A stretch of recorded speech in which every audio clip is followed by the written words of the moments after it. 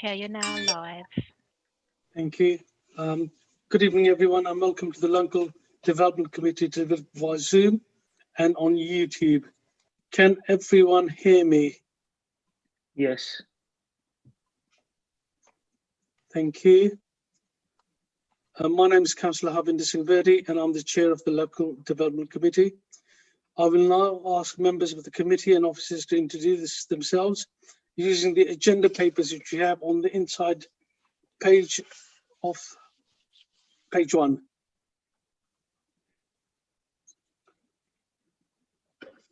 So that starts with Councillor Easter.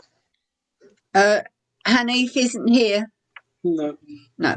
Oh, I'm Anne Easter. I am one of the councillors for Canning Town North, and I'm the Commissioner for Interfaith Engagement. Councillor Gray. Councillor Gray, West Ham Ward, Deputy Mayor and Cabinet Leader Housing Services, and member of this committee. Councillor Khan. Councillor Muniba Khan, Bowling Ward. Councillor Griffiths. Yes, Councillor Alan Griffiths, Canning Town Staff Ward. Councillor Bakawana. Thank you, Chair. Councillor Pushpa Makwana, Littlefoot Ward Committee member. Okay. And looking at Councillor Tamini Rahman. Councillor Tamina Rahman, Forest Gate South. Thank you very much. Officers. Good evening. I need to introduce myself as well. Right. Oh, sorry, my apologies, Councillor Rahman. Councillor Mujibur Rahman, Councillor for Green Street East, Deputy Cabinet Member for the community and member of this committee. Okay, and good evening. Over to officers now. Good evening. I'm Nick Fennick. I'm the Director of Planning and Development. And I'm Hannah Richardson, and I'm the Development Manager. I'm Alexander Adouin, Solicitor. I'm Renoupi, Transport Planner. And the planning officer starting with Lauren. Good evening, Planning Officer Lauren Anderson. Good evening, Planning Officer Harriet Beattie. Lauren. Okay, Chair, it's Nick here. Before we start, I've just been advised that the link to the YouTube live is not working. I just wonder if I could ask Shirley through you if we could just confirm that, please. We can. Thank you. Okay, Chair, I'm aware of that. I'll see if I can speak to my colleagues. If you give me a moment, please. Okay. Thank you. Are you happy that we just pause for a minute, Chair, until we resolve that? We're happy, yes, we have to make sure we have the place. Thank you. Sorry, Nick, did you say that it wasn't streaming on YouTube? Yes, it wasn't streaming on YouTube. Okay, I just checked a few moments ago and it was, so okay. Just bear with us. I think if you just give us a few moments and I'll thank you. check that. Hold on.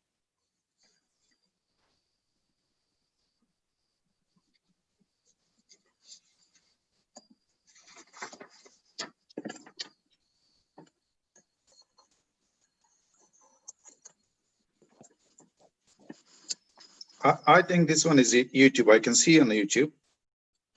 It's live. Okay. Thank you, Chair. Thank you. So, Chair, do you wish to continue? We do, yes. Thank you very much. That's all the introductions done. Apologies of absence. Thank you, Chair. I've received 2 apologies from Councillor Salim Patel and from Carleen McLean. Okay, thank you. Can we wish Councillor Patel a speedy recovery through his illness at the moment? Could we send a note to him? Thank you. Thank you. Yes, Chair.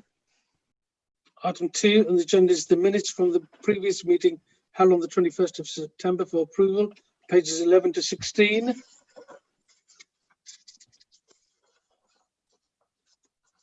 Page 11. Page 12. Page 13. 14 and 15. Are those agreed? Can I have show of hands from members? Thank you, Chair. Thank you. Those minutes are agreed. Item 3, declarations of interest. Are there any declarations of interest from any member? Councillor Gray.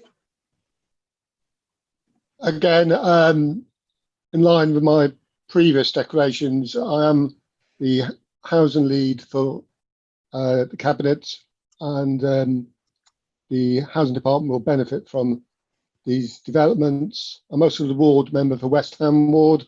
One of the developments is under discussion. However, I will keep an open mind and have no prefixed views on these applications. Okay, thank you. Any other member? No? Okay, I have a declaration to as well on item 10, which is Salisbury School. I'm the LEA governor of that school, and in mind of my governorship being at the school, I will withdraw myself. And could we elect a chair from the members of this for this item? Any member? I nominate Councillor Gray. I second that. Second it. Okay, can we agree that? Show of hands, please. Thank you, Chair. Thank you very much. Item 4, members are asked to note the advice from Head of Legal Services to determining planning applications. Is this noted by members?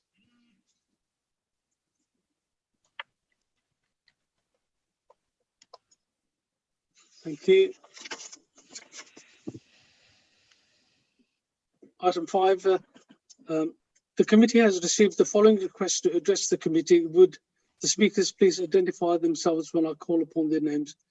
Item 6, land rear of 52 to 66 Eastbourne Road, Stratford. Adrian Jung, Ziba, I'm sorry, I can't pronounce the surname, Francis Young. Are they here? Yes, I'm here. I'm Andrea Young. I'm Yes, the Chair. development manager. Thank you. For item 7, which is the garages opposite 1 to 43, the 16 to 26 New City Road, Plaistow. The applications team, Caroline Pile, Good evening, all. I'm here. David Tucker, I'm here. Good evening. Francis Young. Thank you. And from the objectors, we have Simon Young. Sorry, Simon Rush. Apologies, Simon. Not a problem. I thought you made a slight. Yes, I'm here, sir. Thank you. Yeah, sorry, Simon. I should know better. Not a problem. Shabika Ahmed. Carol Deer. Yep. Zulfikar Ahmed. Prince Shambu. Yeah, I'm here. And I have another name, which is Oliver Cole. Yeah, I'm here. Okay, thank you very much. Item 8, which is between 2 and 2A Clinton Road. Toby Crane for the agent. Yep, I'm here. Thank you. And I think it's objector Hafisa Patel. Yeah, Hafsa. Hafsa, sorry, apologies. Item 9, do we have the applicant? Mr. Mia, Faujar Mia.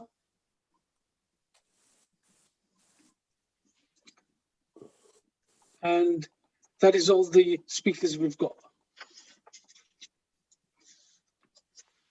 Okay, members, the usual practice is to allow up to 5 minutes in total for both the supporters and objectors.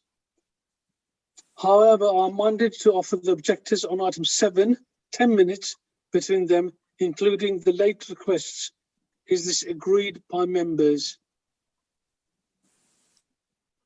Show of hands, please. Thank you. Thank you, Chair. Can we agree the remainder of the business as outlined in the agenda? Yep. Thank you. Chair, can I just mention we've had a couple of members joined us since the introductions.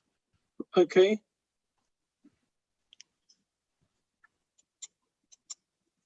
Do we know who those are? I can't see all the other members at the moment. Councillor Alan Griffiths, I'm not sure if he was here earlier. Right, okay. Yes, sorry, I was here earlier, but I had a connection problem and I'm now back. Okay, thank you. Thank you, Chair. You can continue. Apologies. Thank For you. any of the public who didn't see me, Canning Town. Okay, so we've agreed the order of the business, and would members please note the officer update report which was circulated earlier as well. Okay, we happy with that? Can we move on to the first item, which is the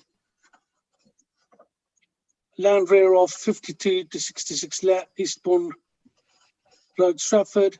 Abigail Fishbourne, the officer. Thank you, Chair. Can I share my screen now? Yes. Thank you.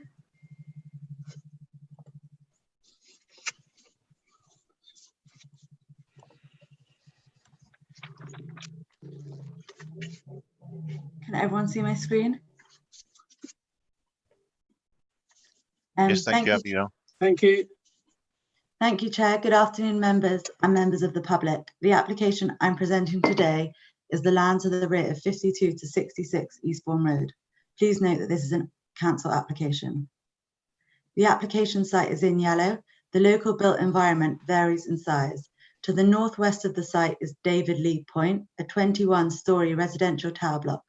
To the east of the site are three-storey blocks of flats along Manor Park Road. To the south of the site are rows of two-storey terrace dwelling houses. To the west, you have Worthing Close.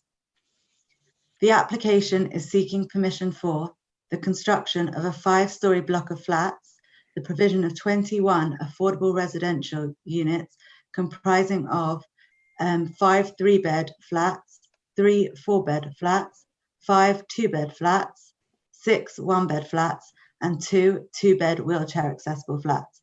All these flats will be provided at London affordable rent with associated landscaping, boundary treatment, 2 disabled parking spaces, and 42 cycle spaces.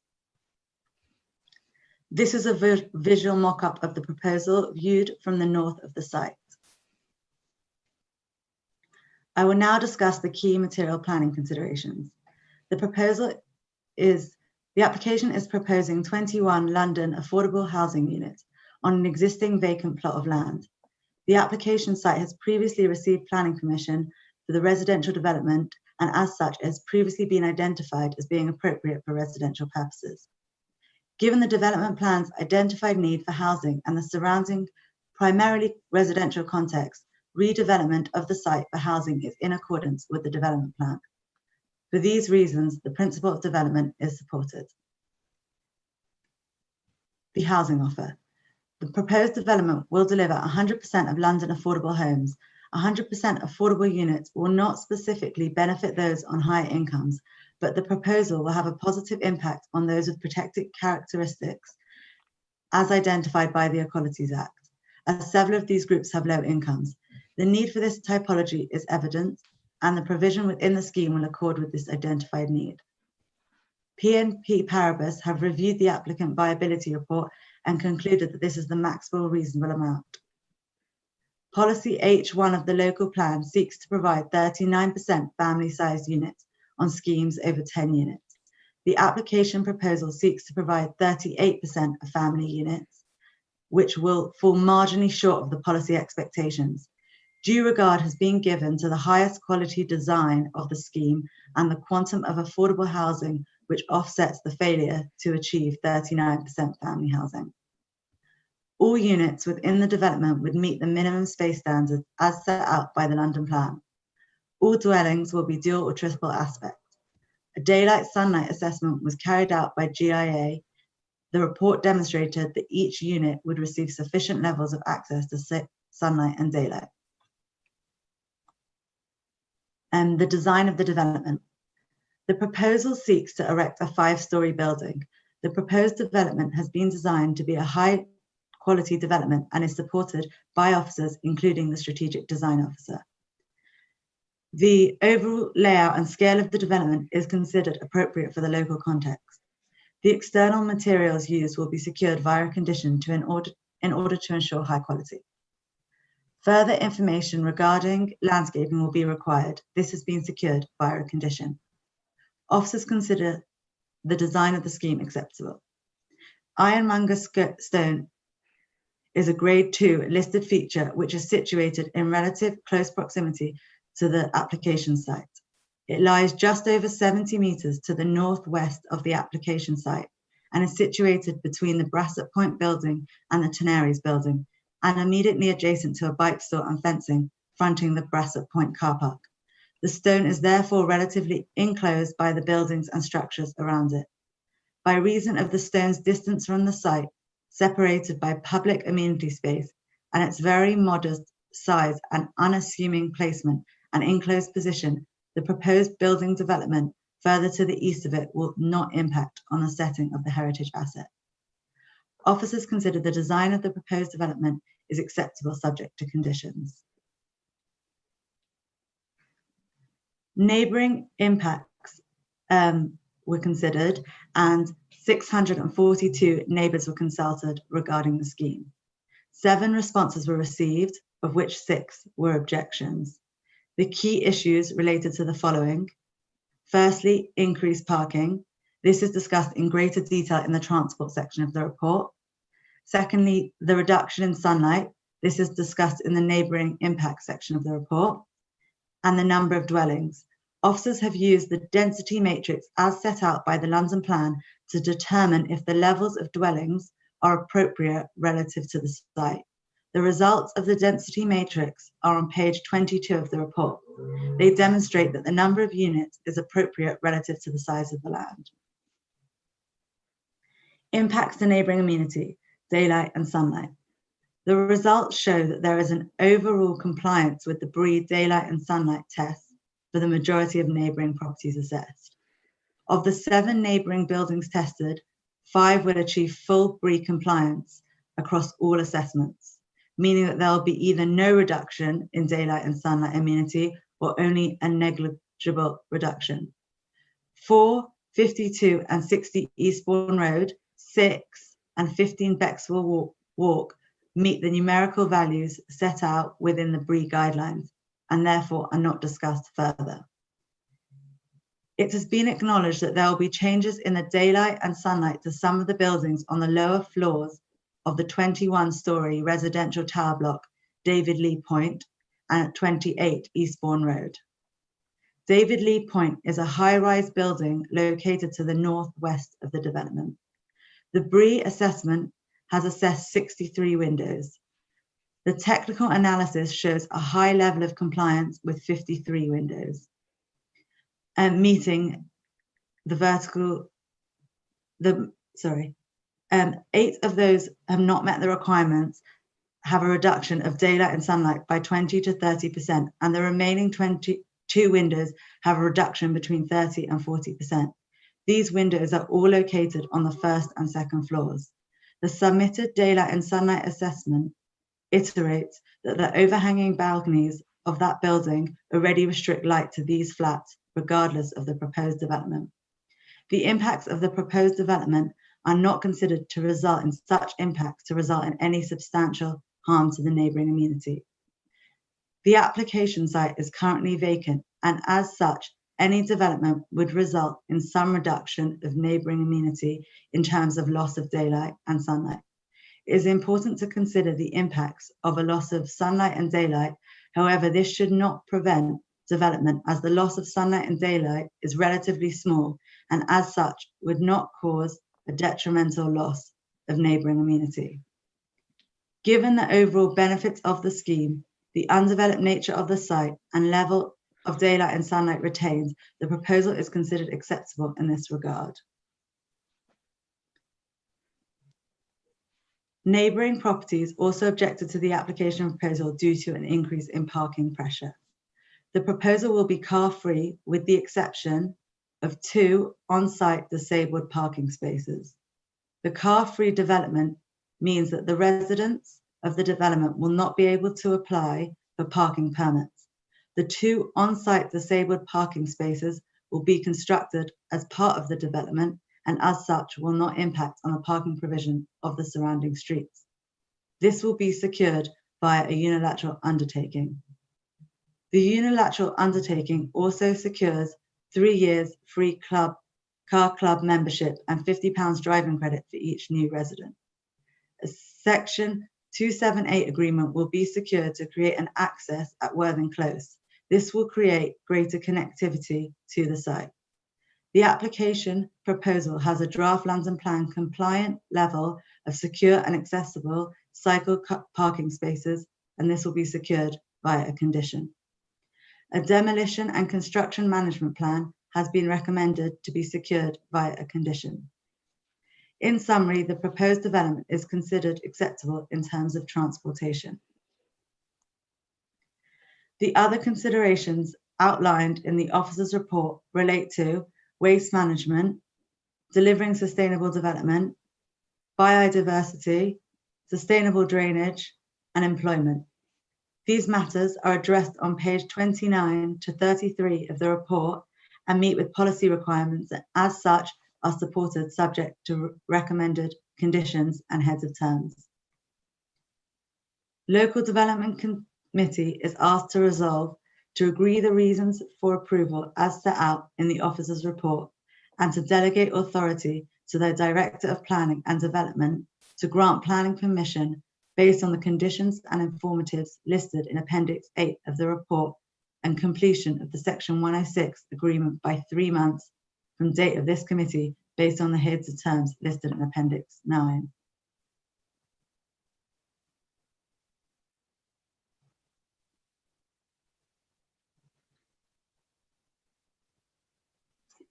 Any members have any questions for the officer? Okay, thank you. Right, can we move to the vote then? We happy? Members, we've got sorry, Chair, the applicant's team are here. They may wish to speak. Do members have any questions to the applicant team? No questions to the applicant team. So can we move to the vote then? Are we happy to move? All those members in favour of the application, which is to approve as outlined in the report?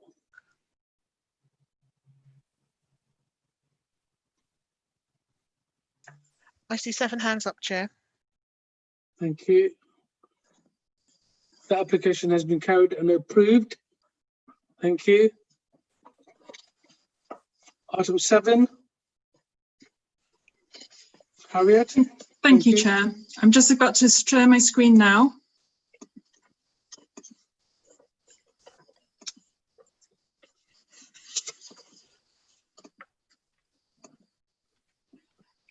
Chair, please could you confirm that you can see my PowerPoint presentation? Yeah. I can, thank you. Thank you, Chair.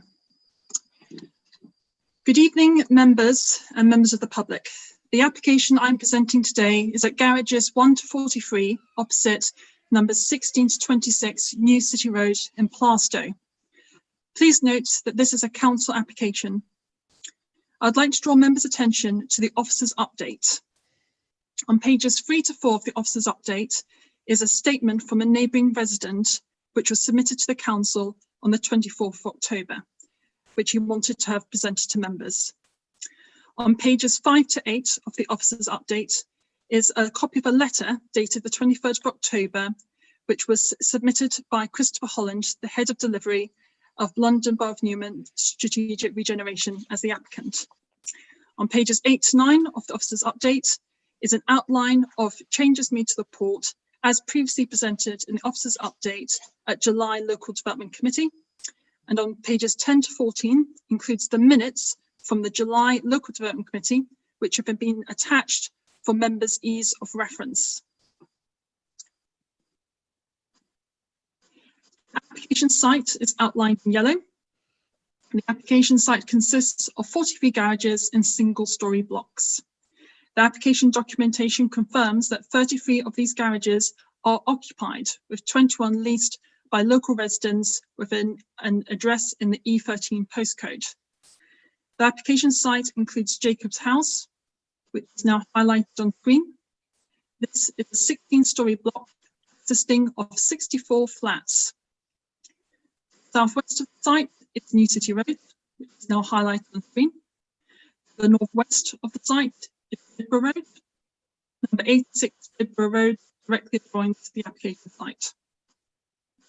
Northeast of the site is Haygrove East. Number 91 Haygrove East directly adjoins the site. The application site does not lie in a conservation area, nor does it lie in proximity to any listed buildings.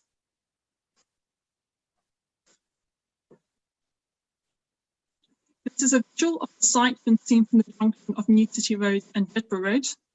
As you will see, there are a number of mature trees to the front of the site.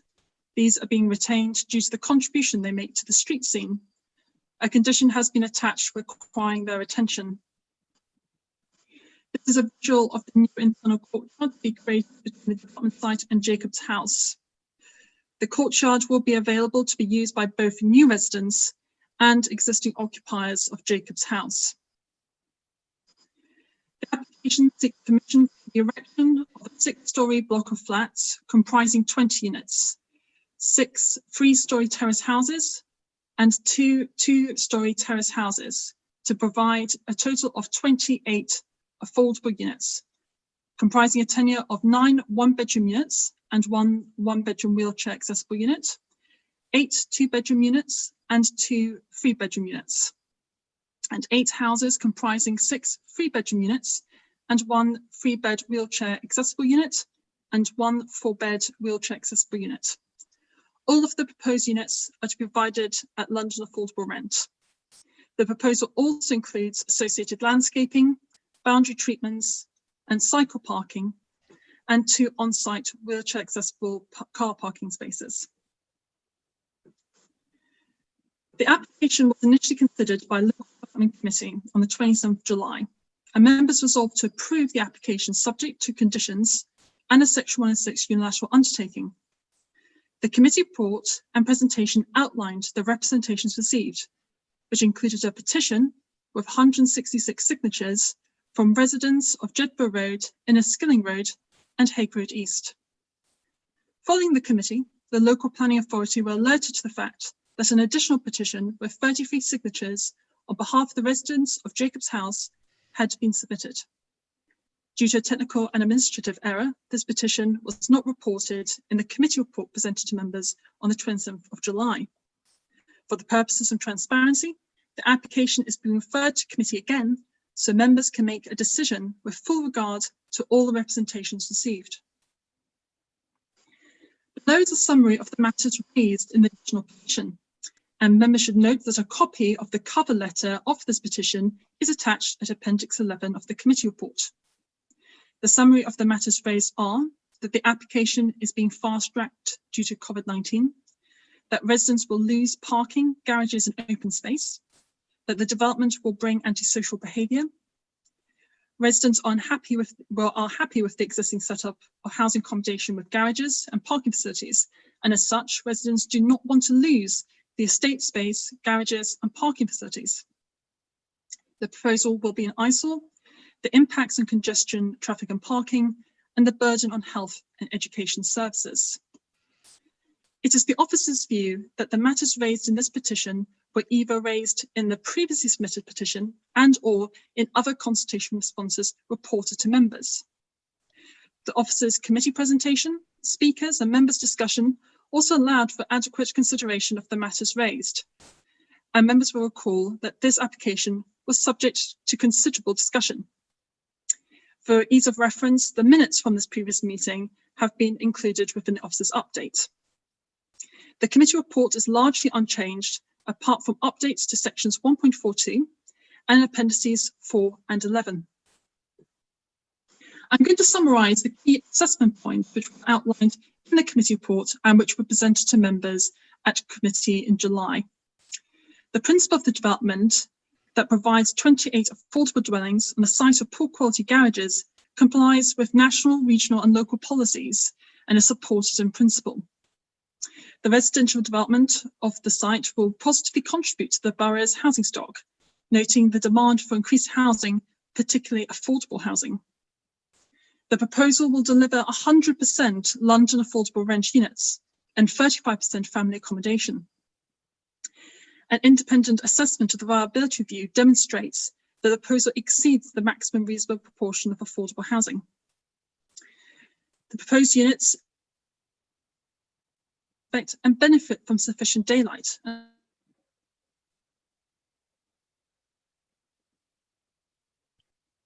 Harriet, I think you're frozen. Lost the connection.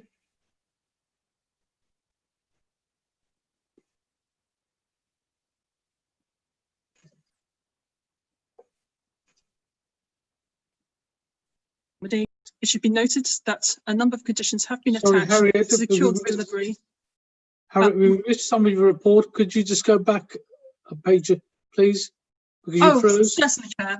Which part would you like me to start from? I think the start of the paragraph. Affordable housing, certainly. Yes. So maybe the connection just went. So I'll just pick up affordable housing. The proposal will deliver 100% London affordable rent and 35% family accommodation. The independent assessment of viability review demonstrated that the proposal exceeds the maximum reasonable proportion of affordable housing. The proposed unit meets the space standards, are at least dual aspect and benefit from sufficient daylight. As such, the proposed units are considered to deliver a high quality specification of accommodation. The proposal includes a 6-storey building and has been assessed against the council's tall building policy. It is supported by reason of the site's PTEL of 4 and delivery of public realm improvements and high quality design. High quality design is secured via a range of planning conditions. A unilateral undertaking will secure parking development with the exception of 2 on-site DDA parking spaces and car club membership. Section 278 agreement to create a new access from the end of Hague Road East. The delivery of draft London Plan compliant levels of secure and accessible cycle parking spaces are secured via condition. Other matter considerations outlined in the officer's report include waste management, sustainable development, biodiversity and sustainable urban drainage, and habitat regulation assessment. The proposed development with respect to all these above matters is supported as detailed on pages 68 to 72 of the committee report. I will now address impact on neighbouring amenity. First, I'd like to outline some details regarding the public consultation. In advance of the formal planning application being submitted, the local planning authority regeneration team conducted 2 door knocking exercises and delivered over 300 information leaflets and hosted 2 consultation events. On receipt of the application, the local planning authority wrote to 301 neighbouring properties seeking their views. Site notices were also erected in the vicinity of the site. 17 objection letters and 2 petitions were received. 1 petition with 166 signatures was submitted on behalf of the residents of Jedburgh Road, Inniskilling Road and Hague Road East. This petition was presented to members at the July Local Development Committee. The other petition, which is being presented today, had 33 signatures and was submitted on behalf of the residents of Jacob's House. Summaries of the matters raised in the petition letters and consultation letters are included in Appendix 4 of this committee report. A copy of the petition cover letters are included in Appendix 11. The key issues raised in the petition and objection letters include impact on days and sunlight received by neighbouring properties, impact on parking congestion, impact on local services, and noise and disturbance. The delivery of a scheme that is neighbourly and maintains an acceptable level of neighbouring amenity is of key importance. For clarity, I will address each issue in turn. Starting with impact from sunlight. An assessment compares an existing versus proposed scenario of 17 neighbouring residential receptors, which includes Jacob's House and properties on Jedburgh Road, Hague Road East and New City Road. The assessment found 8 properties to be compliant with 2 daylight methodologies, vertical sky component and no skyline, and to adhere to target values for sunlight. The properties included 43, 80, 88 and 90 Jedburgh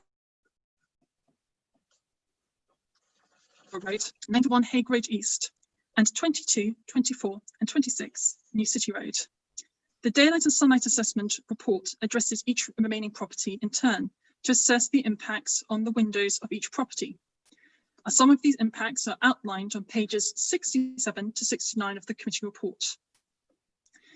The loss of light incurred would not be so substantially detrimental as to have an unacceptable impact on neighbouring amenity, health and well-being, given the level of daylight and sunlight retained. Officers note that the impact is more marked due to the uncharacteristically undeveloped nature of the site. Given the overall benefits of the scheme, the undeveloped nature of the site and level of daylight and sunlight retained, the proposal is considered acceptable in this regard. Turning to parking and congestion, it's important to assess the impact of the loss of the existing garages on local parking provision and the likely impact of any new vehicles from future residents on local parking provision and congestion. I will first address the impact resulting from the loss of the garages. The application documentation details that 33 of these are occupied. It is unclear how many are used to park cars.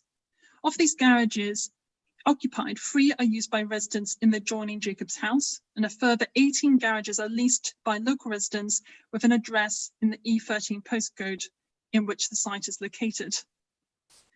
3 garages are used by Newham Council, who will relocate any equipment stored to another secure location. Therefore, there is potentially the parking demand for 21 of the 43 new garages that seek to be located on street. London Borough of Newham transportation officers have assessed the parking stress survey and consider the additional on-street parking to be acceptable.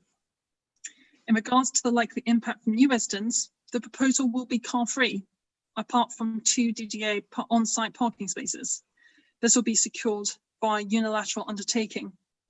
As such, the proposal will have an acceptable impact on parking and congestion. Turning to privacy and outlook, by reason of that they directly adjoin the northeast boundary, 2 of the most sensitive neighbouring properties are 86 Jedburgh Road and 91 Hague Road East.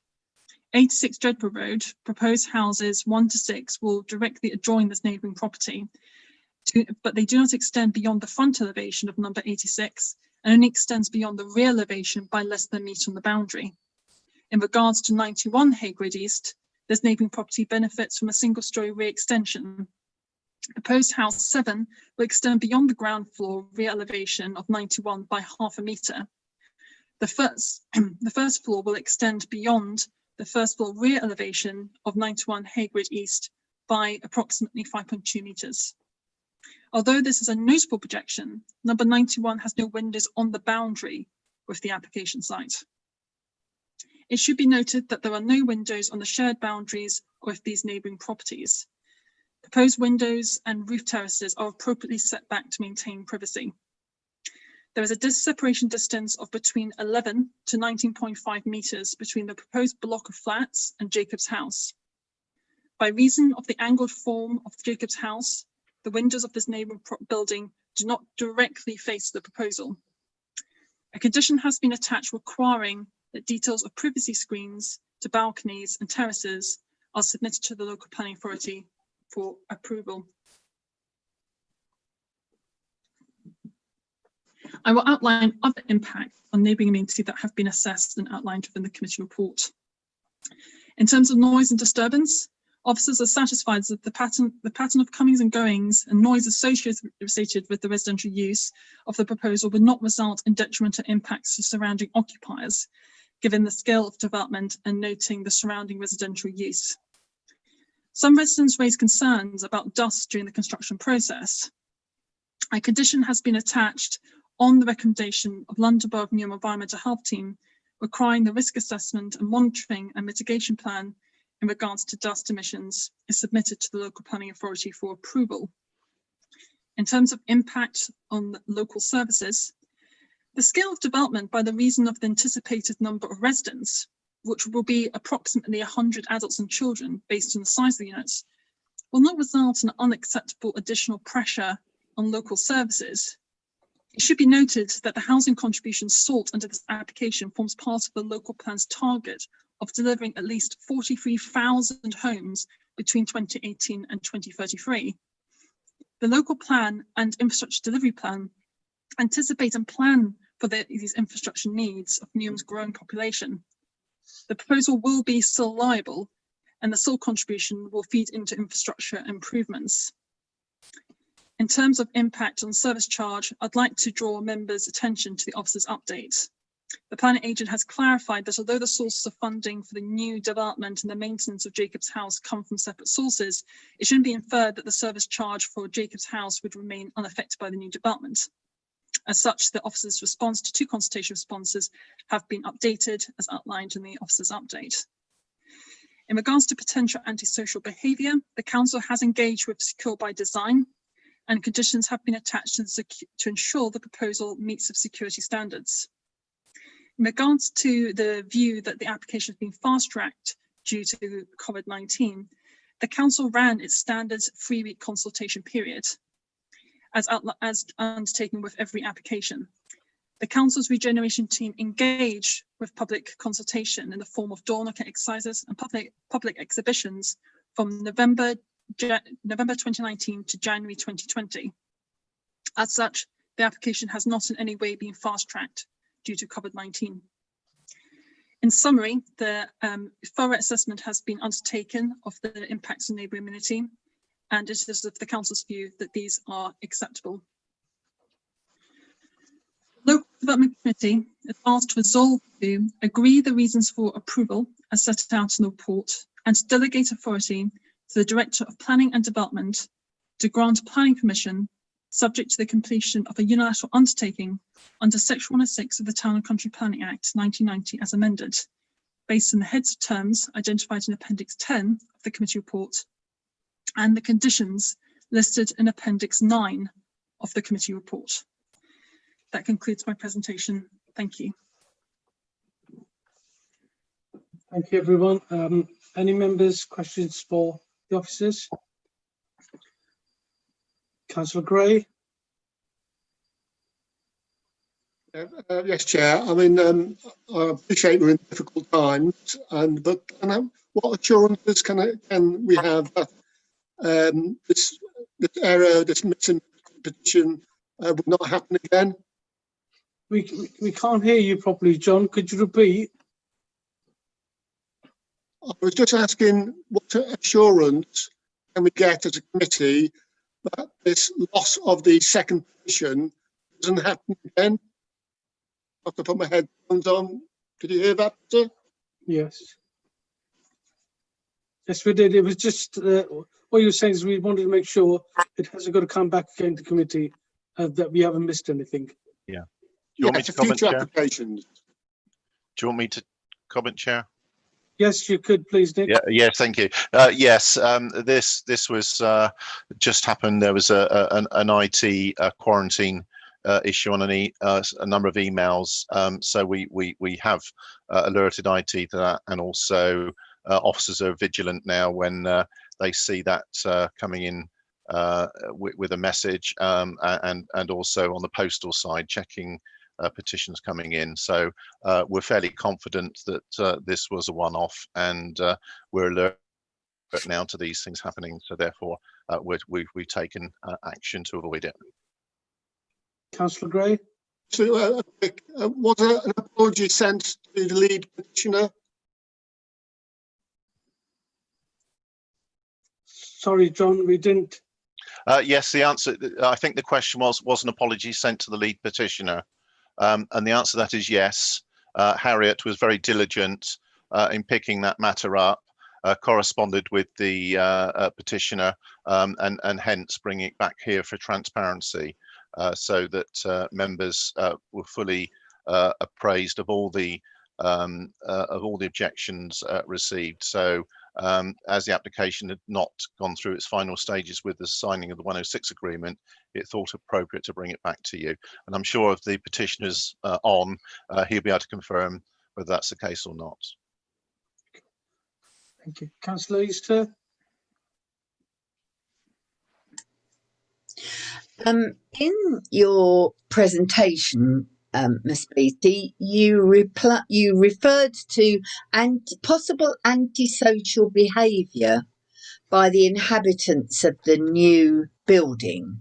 Have you any idea what sort of antisocial behaviour is anticipated?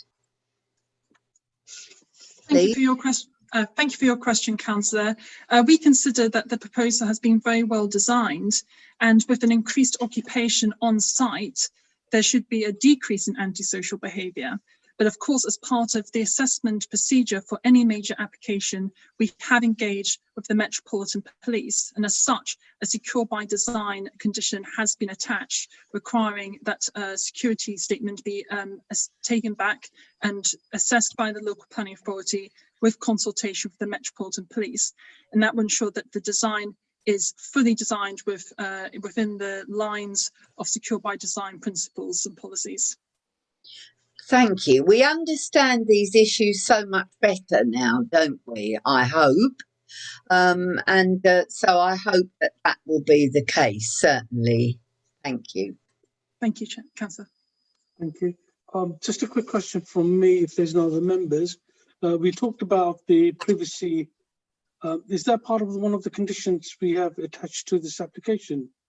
Yes, it is. Okay, thank you. So Excuse me, Heidi. Can we speak, or is it just going to be the chairman No, you will get an opportunity to speak. Okay. Mr. Shambu, shortly. Shamu, yeah. Okay. Any other members? No. The applicant is with us. Do members have any questions to the applicant? Chair, I think Councillor Khan has a hand up. Oh, sorry, Councillor Khan. Hi, last time they said there was lack of consultation. Did we have another consultation happen, after the application in July? Thank you for your question, Councillor. We haven't had another consultation procedure because nothing has changed on the proposal. But what we did do is we wrote to all members of the public who did object to the previous application to notify them of that this was going back to committee, so the opportunity to attend this committee. Okay, cool. Thank you. Thank you, Councillor. Thank you. Is there any questions to the applicant team from members? No, I don't see any hands up. Thank you. As previously agreed, we are to have 10 minutes from the objectors. Could the objectors agree between themselves who's going to be the speaker? Mr. Rush? Yeah, I'm quite happy to be, if the other objectors are happy with that. Chair, Councillor Gray has his hand up. Yes, I will speak now. Councillor Gray? You're on mute, Councillor. Councillor, you're on mute. We haven't heard a presentation from the applicant yet. I did ask if members had any questions, but are we happy to listen to the applicant? Members, we should be listening to the applicant as well. Yes. 5 minutes for the applicant. Thank you. Thank you. Good evening, Chair, councillors, members of the public. I'm speaking on behalf of the Strategic Regeneration at London Borough of Newham, who are the applicant for New City Road. You will be aware that this affordable housing scheme for 28 homes at London affordable rent was previously supported by members at the Local Development Committee on the 27th of July. The application is being brought back to committee tonight to update members in relation to the petition from residents of Jacob House, dated 11th of May 2020, which was not previously reported to the committee. The scheme for New City Road is one of the projects approved by Cabinet in July 2019 and as part of the Council's Affordable Homes Programme, which makes use of council-owned land, such as the garage site on New City Road, for vital new homes. The scheme at New City Road will provide a good mix of 1, 2, 3 and 4 bed units and provide 36% family homes. The scheme comprises a 6-storey building containing 20 flats at the corner of New City Road and Jedburgh Road, and 8 2- and 3-storey houses along the northern part of the site. The proposed houses are designed to activate the street frontage with a consistent terrace and finish off on complete perimeter block. The scheme also incorporates a new central landscaped area, which will be accessible to the new residents and the existing residents of Jacob House. The mature trees along the front of the site will be retained and new landscaping will be delivered across the site and around Jacob's House, improving the character and appearance of the site and its setting. The scheme has sought to strike a balance between the development potential and the amenity of the surrounding residents. The daylight sunlight specialist has advised that the development is appropriate, and following consultation, a number of changes were made to improve the relationships of the scheme with adjoining properties. We consider that the comments raised by the petition in regard to parking, congestion, overcrowding, antisocial behaviour and loss of daylight sunlight have already been considered in the officer's report and at the previous committee meeting. In regard to concerns that the application has been fast-tracked, we would note that door knocking and consultation exercises were undertaken in 2019 and January 2020, prior to the application being submitted in April 2020. Strategic and local planning highlights a pressing need for new homes in Newham and across London, and the London plan places a firm emphasis on the use of accessible brownfield land to maximise housing delivery. The scheme has been carefully considered to make the best use of the site and to create new homes which are highly sustainable and of the highest quality. In addition, we have taken account of comments by the Metropolitan Police Secure by Design team to minimise the concerns about future antisocial behaviour. No car parking is proposed except for disabled bays, and new residents will not be able to apply for parking permits but will be given membership of an existing car club. Caroline, can I just remind you, you have 1 minute left. This will be controlled through the unilateral undertaking. The requirements of the additional residents, for example, in terms of education and health, will be planned for centrally as part of the council's overall strategy, taking account Newham's local plan, which identifies 19,000 new homes to be delivered over the next 5 years and beyond. Thank you, Chair. Thank you, councillors. Thank you. Do members have any questions? Councillor Gray. Thank you, Chair. Caroline, can you advise the committee about the housing crisis in Newham? How many people are on the waiting list? How many children live in poverty or in temporary accommodation? Have you any facts and figures you can update the committee on? Councillor Gray, I'm sorry, I'm struggling to hear you, but I believe that you're asking whether or not I've got any data on the housing need in Newham. That's correct. Okay, Councillor, I'm afraid I don't have the exact data numbers. I wouldn't want to give any information across to members, which gives the wrong current date in terms of homelessness in the borough, but the borough has got a critical issue with homelessness. The borough has got a major issue with shortage of housing. And dare I say, the recent COVID, the pandemic that we're currently in, has highlighted a significant increase in those numbers, you know, to the extent that we perhaps weren't even originally aware of. So all I can say is that actually COVID has only compounded the issues that we have for and the dire need that we have for additional housing in the borough. Okay, thank you. Any other member? Officers? Thank you very much. Can we move on to the objectors now? You have a total of 10 minutes between all the objectors. Simon, I think you have agreed with the others to speak on their behalf. I will do. Thank you, Chair and panel. So in total that... Simon, can I just, sorry, can I just let you know that 1 minute before the end, I'll just give you a bit of a heads up to say your time's over. Brilliant. Thanks very much. Thank you very much. Thank you. Thank you. So that's 217 signatures that object to development for a relatively small one out of 3 local streets. I believe somebody said 300 or 400 people actually visited in the locality. So that's an awful lot of objectors in 3 streets. Nobody from the garages were actually informed by letter. And bearing in mind that the garage tenants are part of Newham's vibrant community. Obviously, I agree, there is a great need for social housing in the borough. But you state that with this development, you're also saying there's only 3 or 4 people actually living in E13 who are actually using those garages. The garages are fully used. I myself do have one.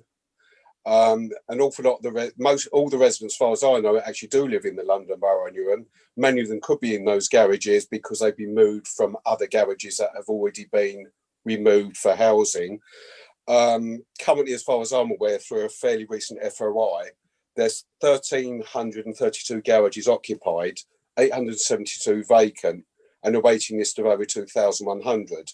It does clearly show a need within the community of Newham that some people actually do need a garage.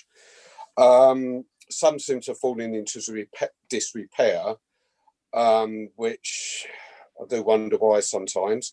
If, as it seems to be going on, all the garages in the borough were to disappear, that's over 1,300 vehicles on the lack of parking streets in Newham. You know, that's clearly obviously going to happen. If it does happen, the proposed development showing parking availability, explaining, which was done a couple of nights over in November, the dark November night, doesn't actually substantiate the fact of real availability. How many parking spaces are actually available within a 200-metre radius of the development, and how many permits have already been issued within that 200 metres? So if there's, I don't know, 150 permits already issued and only 155 spaces, there's always you can already see the problem there to start with. I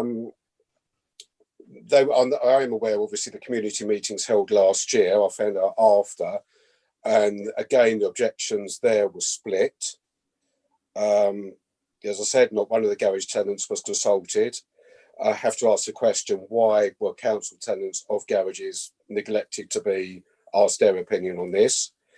The garages are used by the community. There's guys in there that use them for hobbies. There's guys with motorcycles, Harley Davidsons, etc., classic cars with an awful lot of expensive equipment as well. Where would those people actually go in the future? Obviously, you can't put Harley Davidsons on the front of your street, on your normal residential street, or a classic car. It'd probably disappear. Likewise, expensive equipment. I understand through the last one, letters, if it still goes ahead to planning, the garage tenants will be contacted with what to do with their vehicles. Obviously, as I've already stated, there's already a lack of garage space, so the chances of any of the garages actually being rehoused I would have said is probably fairly slim. According to, moving on a little bit, B&B Paribas, from my understanding, and I could be wrong on it, they're claiming it'll be a deficit of over £1 million with the adjustments of increased revenue via tenants. The deficit will be 877,000. I wouldn't call this development value for money, even though yes, it will house some of the housing problems.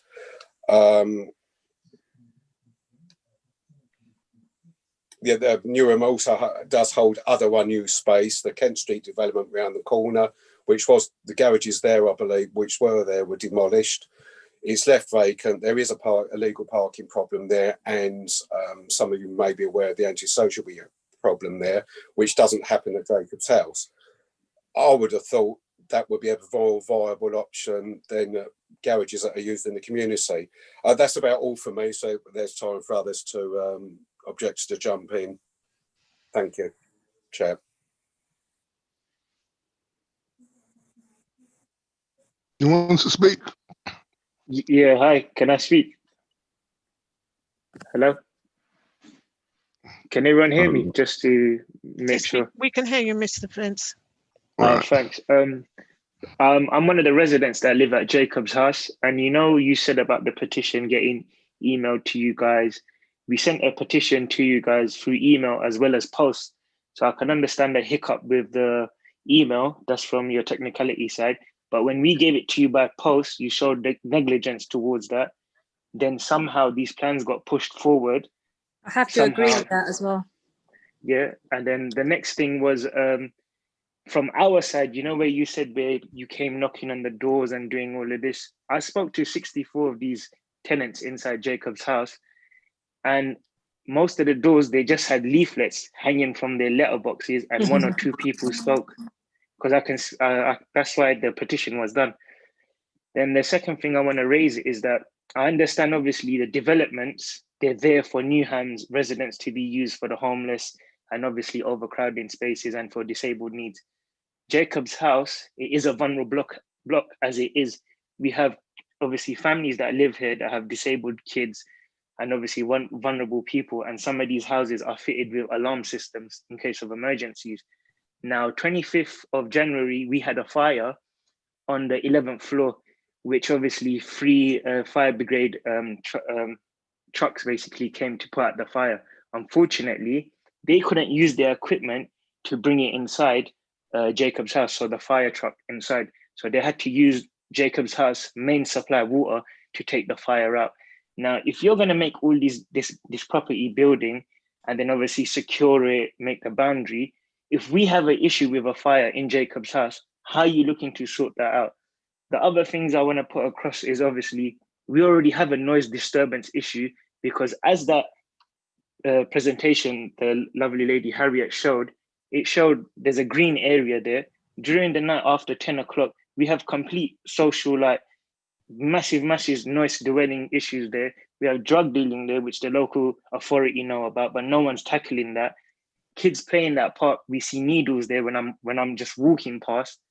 And at night, we see obviously kids loitering about, selling drugs and stuff like that. And then you're talking about that you're going to tackle this as well. But then there's other issues at hand as well, where we have problems. Like, for instance, we have disabled people within the flat that need access vehicles that come to pick them up, to take them to places and stuff like that, to go about their daily needs and obviously their appointments. The other thing I wanted to talk about was obviously these plans you've put forward, you're looking at the development, but not looking at the people that are already living at Jacob's House who might be affected from these developments, such as if there's any emergency issues. Obviously, we haven't been told if there's any safety ombudsmen that have come here to look at these plans, or any fire marshals that have been told about these plans, or if there's any escape route for us 64 tenants living here. Because bear in mind, if you've secured your fancy development, what happens to Jacob's House people? Because we have to get through all of that clutter to get out. I understand you've made a second exit at Hague Road, but then think of the 64 tenants. How do we get them down? People that are disabled, children, and families and elderly, get them down from the tower block using one entrance, which is located only inside Jacob's house. And then we have to go through all of these other entrances where people are already trying to get out of. So there's a lot of things here that I think have been neglected. And these plans are obviously, don't get me wrong, I respect your plans. They look lovely, they look amazing.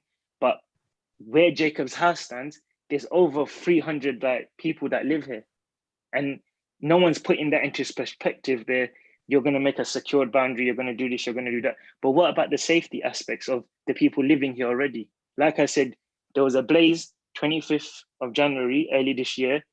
The fire, I spoke to one of the fire marshals and he told me they had difficulties trying to put out the blaze. It wasn't a major blaze, it was an electrical fire, but could have been something, it could have been a serious calamity. Lives could have been lost. We don't want another Grenfell issue. Sorry, yeah, carry on if you want to speak as well. Hello, this is Mr. Cole here. I was one of the ones who attended all the consultation meetings that were put on. I spoke to great lengths at people who knocked my door. And with the level of petitioners that have returned their signatures, I would have thought eyes would have been opened a little bit more. In terms of the parking, I do understand where they've been told that nobody in the new development will get a permit. After 6:30 till 8 o'clock the following morning, they don't need the permit. On a Saturday, after 6:30 till Monday 8 o'clock, they don't need a permit. I did offer to do a walk with the guy who came down, who lives in Bristol, who came down and gave the survey to someone to carry out, to come and do a walk around with me, just to show him that we are bumper to bumper. And as you say, quite rightly, once the garages are gone, that's further, I didn't even think of those traffic coming out. But the infrastructure of the road, we have a lot of elderly who are visited by their families to keep them going. Worse, as you quite rightly said, since the COVID issue, but long before we had this problem. And it's not going to be made any better. I think the infrastructure, while I will say I totally agree with affordable housing, but I just don't believe you should just drop it into a spot just for the sake of it's there. Stratford is developing Forest Gate, Green Street, Samson Street. I've seen loads of stuff going up. So why that small amount of land needs to be attacked, I don't really understand. A lot of guys in those garages, quite rightly, have their hobbies. They've been there. I've been here since 2002. And we've never had a problem from people using those garages. Never. So I would implore the committee to, I know you've already made a decision, but I would implore them to reconsider somewhat. Because, as I say, a lot of people, and at a time when people don't really like to represent themselves, you had nearly 200 signatures out the 300 bits of paper that were put out. And I would really like you to consider the actual change of environment and the problems that will be incurred by the existing occupants of this area. If I don't know if anybody else wants to say anything. Thank you, Mr. Cole. I think I've been lenient and we've had more than 10 minutes from the objectors. Can I add something? Do any members have any questions to the objectors? Chair, I think there was somebody else, another objector, who just wanted to add. Was that Mr. Ahmed, was it? Yeah, Mrs. Ahmed. Sorry, my apologies, Mrs. Ahmed. Yeah, for a minute, please. Okay, I just wanted to kind of like, I think Harriet's reiterated a lot of the points that a lot of the local people have made. My main basically point is the parking issue. Basically, I came home last night at 10 o'clock and I did not find one car park spot on Jedburgh Road, New City Road, on Inskilling Road, even on Barking Road. I had to park literally 15 to 20 minutes away from where I live to find a car park spot, and I had to walk at 10 o'clock at night. This parking is going to be the biggest issue, I think, if this scheme goes ahead. And I'm just basically going to reiterate about the whole parking issue. That's the biggest issue here. My other main point is I just find that this whole consultation defeats the purpose of having one, because hearing all of these views and everything, it just basically makes it look like you've already made a decision and you're just basically ticking the box off. And that was it really from me. Thank you. Do any of the members have any questions to the objectors? Any member? Councillor Gray? I'm just wondering if residents are aware of the recent sort of consultation on changes to parking policy, which has been quite controversial. However, there is expected to be a reduction in car usage in Newham in future years. I know Mr. Rush is definitely aware of the parking consultation. Thank you. Can I just also add that Mr. Ahmed has sent a statement and he just thinks that it should be read? I'm minded of the time, members. Are we happy to hear the statement? Yes? I can see some nods from members. Can we hear the statement, please? Harriet? So would you like myself to read it? Certainly. So this is included in the officer's update, and it reads as follows. Dear officers and councillors, please carefully consider the local community's following serious concerns on the proposed development. I reside opposite the single-storey garages, and in addition to the existing 16-storey Jacob's House, the proposed 6-storey tall block and 3-storey houses, which are much taller than the existing 2-storey terrace houses along garages, will deprive my family of right to light. We and our neighbours have acquired a right to light in houses which were built over 100 years ago, and certainly for 20 years without interruption or permission, known as prescription. Jacob's House already blocks light and sunshine during certain hours of the day, but the new scheme, in addition, will make things much worse and will also have an adverse effects on the health of my household and neighbours. It will be claustrophobic and very congested for my family and the local residents. Health is a major issue at present and is a great burden on the services provided by the NHS, which is already a crisis due to the lack of funding from the government. The aforementioned is supported by policy 7.6 of the London Plan, which was adopted in March 2016. States that buildings and structures should not cause unacceptable harm to the amenity of surrounding land and buildings, particularly residential buildings. The GIA Daylight and Sunlight document on page 1 states, the policy acknowledges that new development may cause some degree of harm to neighbouring amenity. There are numbers of existing houses which will be affected by this harm in Jedburgh Road and Hague Road East, which is not acceptable. This will have an adverse effect on the local residents and community. The applicant has tried to justify with technical arguments that the new scheme will not have effect on lighting to the housing on Jedburgh Road, but it is more than obvious that a 3 to 6 storey high housing will block lighting to people's houses. Recently, I invested in cleaner energy by installing solar panels, which were already somewhat compromised by Jacob's House tower block. But the new scheme will reduce production of cleaner energy and my endeavour to contribute towards reducing carbon dioxide levels for clean environment. The local area parking is a mess and a nightmare for the residents. The transport statement says the occupiers of the new homes will not be allowed to have parking permits. This is unfair on them, and generally people will find ways around the restriction, not forgetting there is nothing stopping families and visitors to the new homes from parking in local congested streets after 6:30 p.m. and all hours on Sunday. In addition, the parking fallout for residents of Jacob's House, as they will lose garages and parking facilities within the estate. The parking stress survey was carried out at times when evening visitors to local households had visited and left. The survey is nearly a year old and out of date.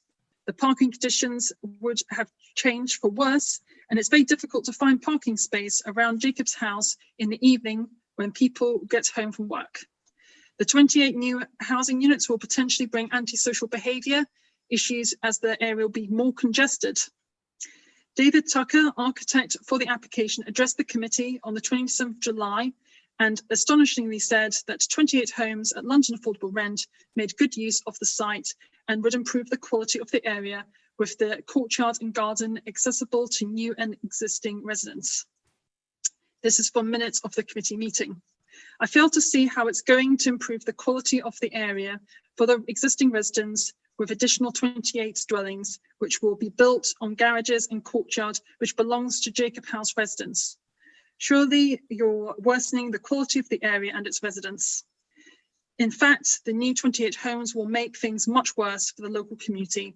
The GP surgeries, Newham hospitals, schools and local transport, which are bursting at the seams due to the unfunding and recent building of larger housing schemes at Plaster Hospital and West Ham football ground sites.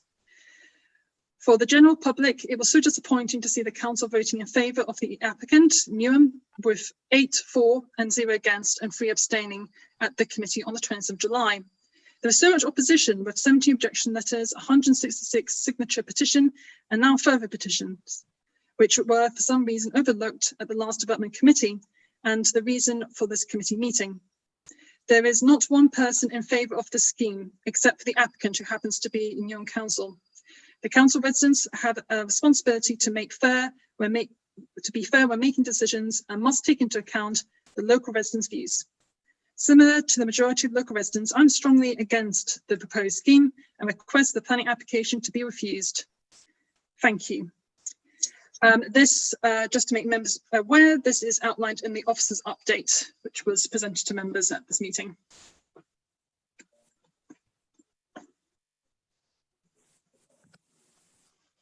Are there any questions to the to the objectors?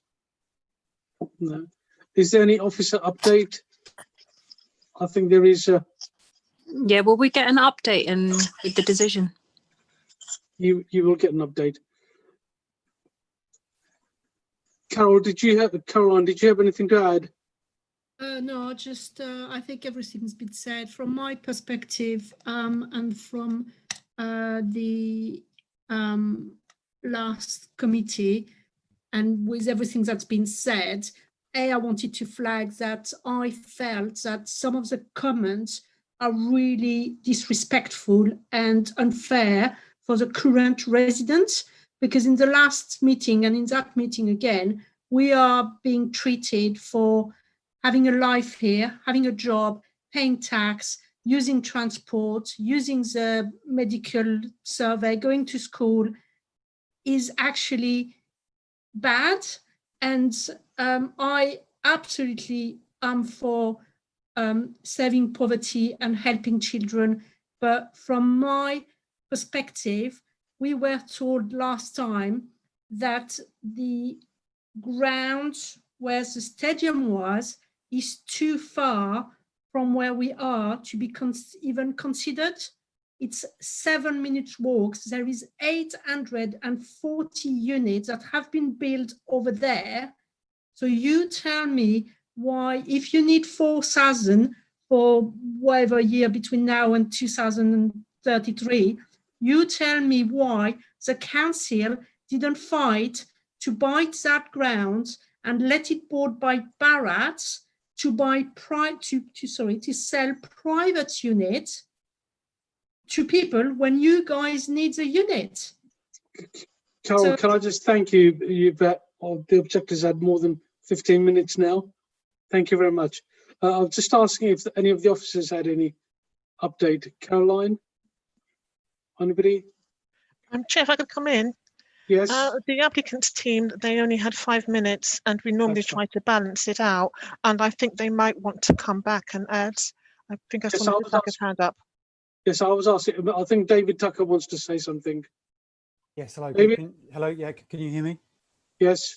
Yes. I just wanted to make a point about the fire brigade access to Jacob's house. So as I'm the architect, we did look at the fire brigade access to Jacob's house, and we've improved it. So there's a gate which will have which the fire brigade will have access to.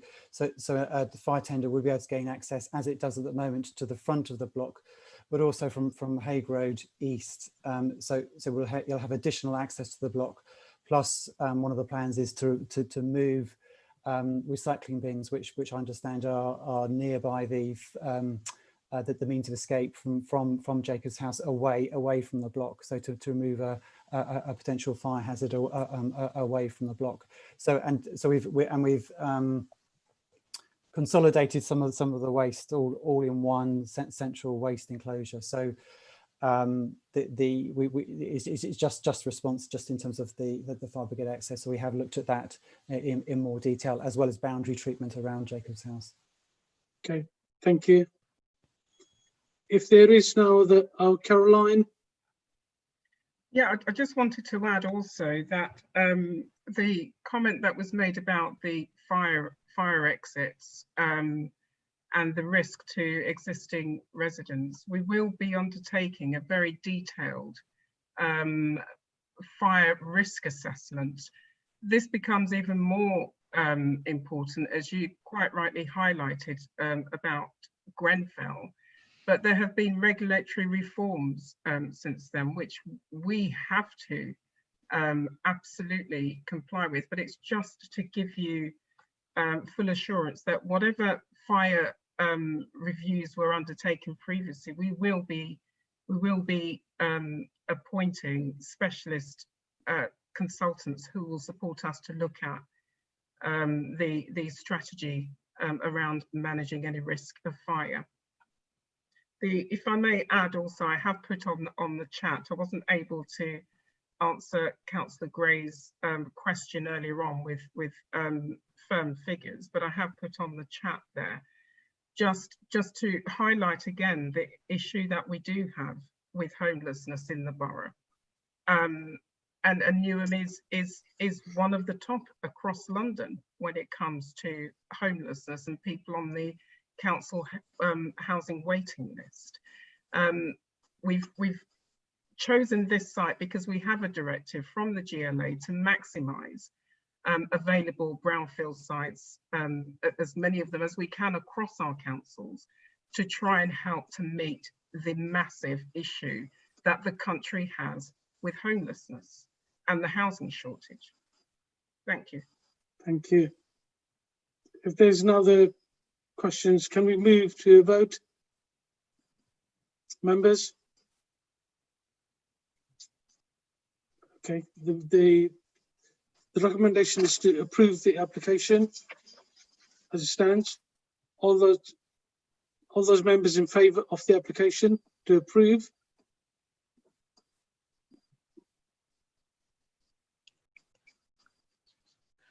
I see 6 hands in favour, Chair.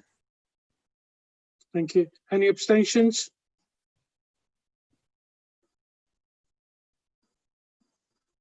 Thank you. Thank you very much. That application has been approved. Thank you very much. Thank you to the objectors and the officers on item 7. Can we move on to item 8? Thank you very much.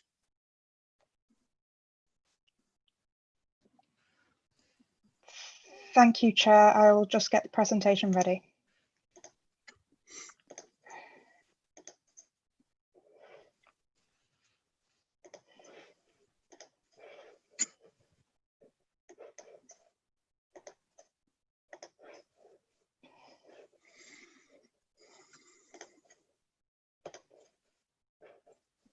Can everyone see my screen? Yes, thank you. Good evening, Chair. Good evening, members and members of the public watching online. This is the application for the land between 2 and 2A Clinton Road in Forest Gate.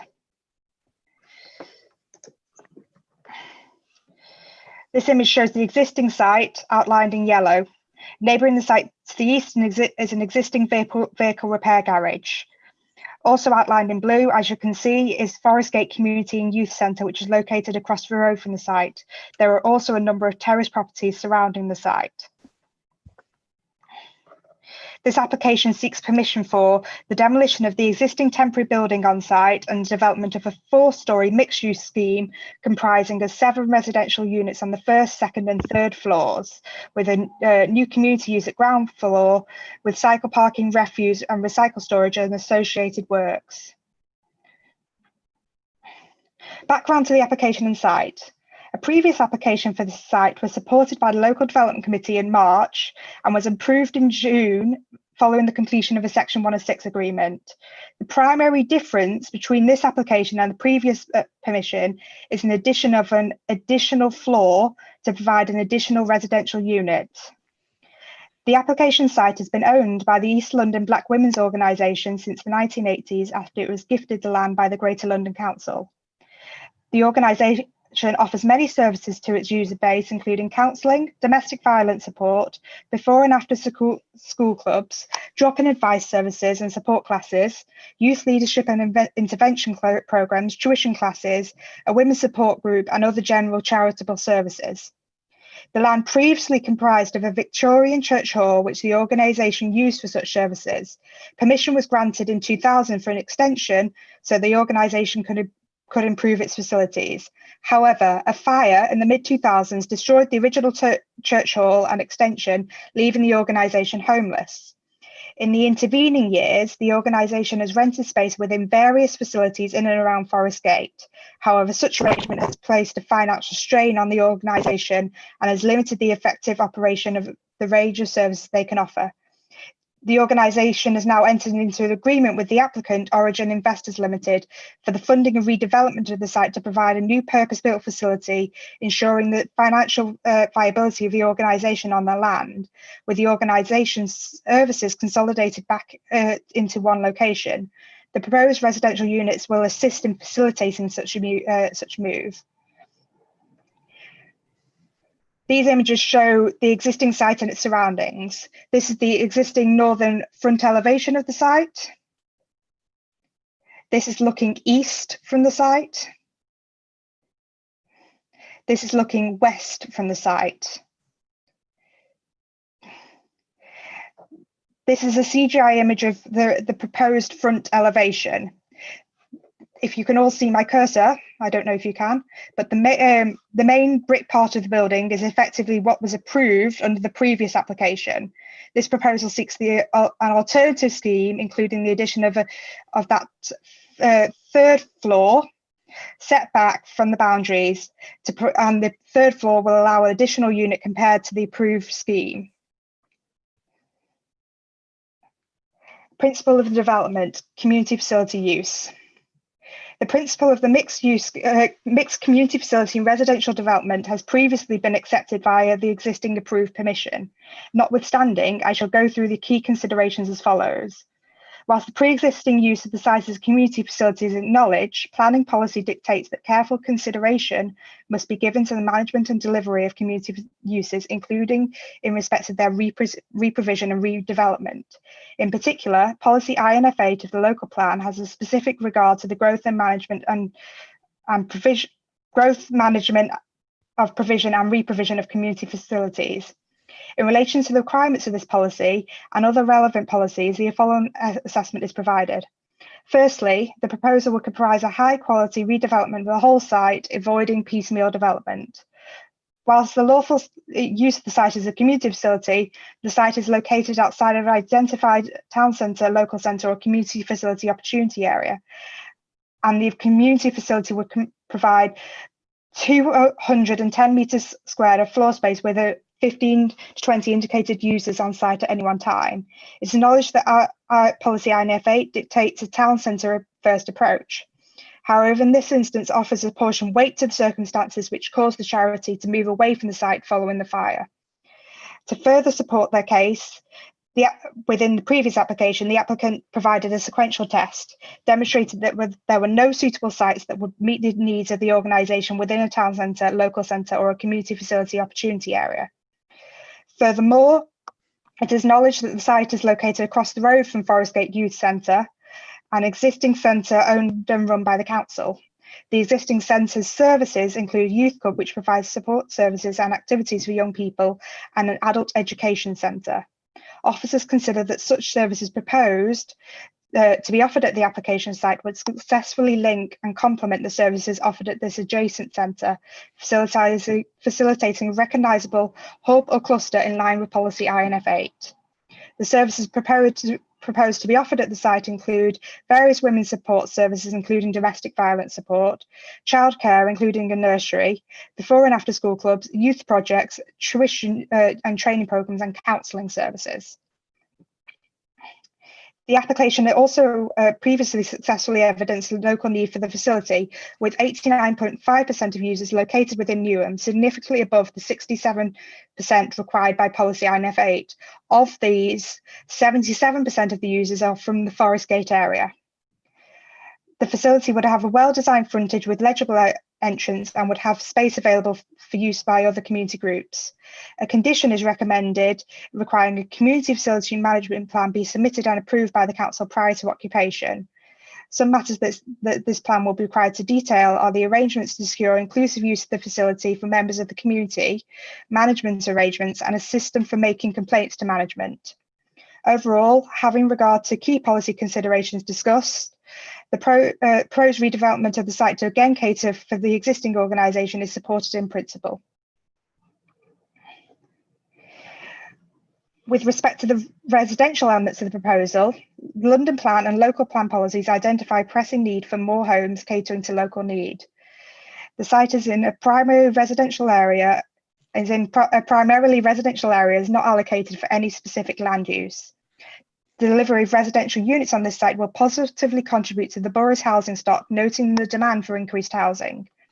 Furthermore, it is noted that the local plan and London Plan recognises the importance of mixed-use development in achieving good growth across the borough. In this regard, the proposed mix of community and residential uses on site are considered compatible and viable uses for the site. The principle of the development is therefore supported. Dwelling mix and equality of accommodation. With respect to dwelling mix, the proposed development will provide 3 3-bedroom units and 4 1-bedroom units. It is considered that such arrangement, noting the incorporation of 3 family-sized units, constitute a suitable mix reflecting local need.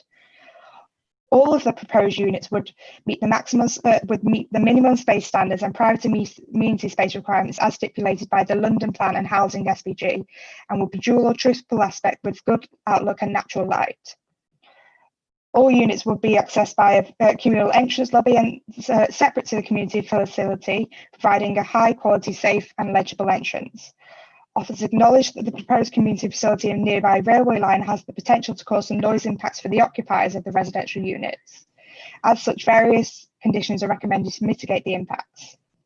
Therefore, subject to the recommended conditions, the quality of accommodation is supported. Urban design and placemaking. Officers are satisfied that the fenestration and form of the development will be of high quality, contributing to the setting in a positive way. The contemporary design of the development, whilst differing in terms of architectural style from its surroundings, is considered to appropriately complement and integrate with the existing complement and integrate within the surrounding setting.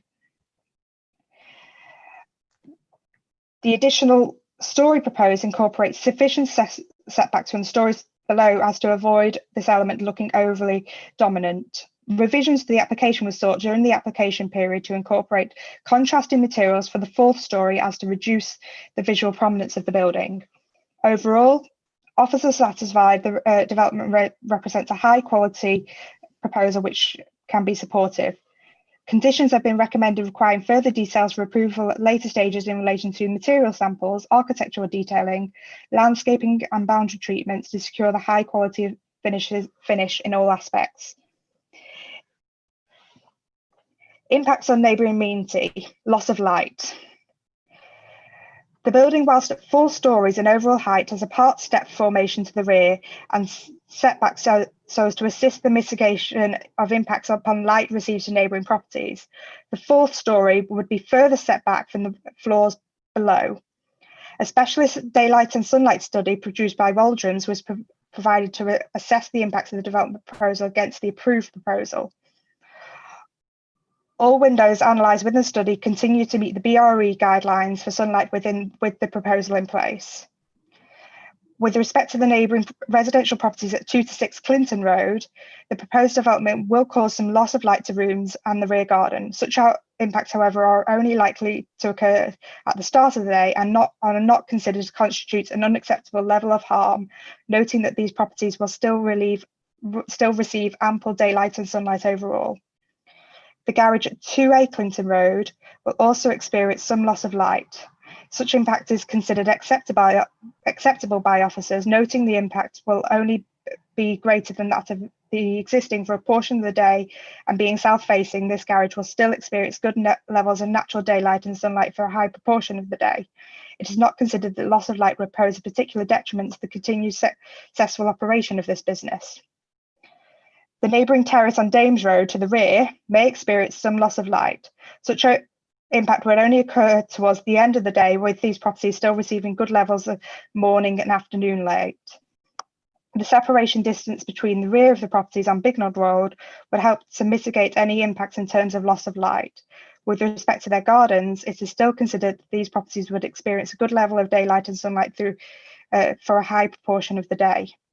Whilst there will inevitably be a loss of daylight and sunlight to varying degrees and times for neighbouring properties, such loss is insubstantial, with properties still receiving an overall sufficient level of daylight and sunlight.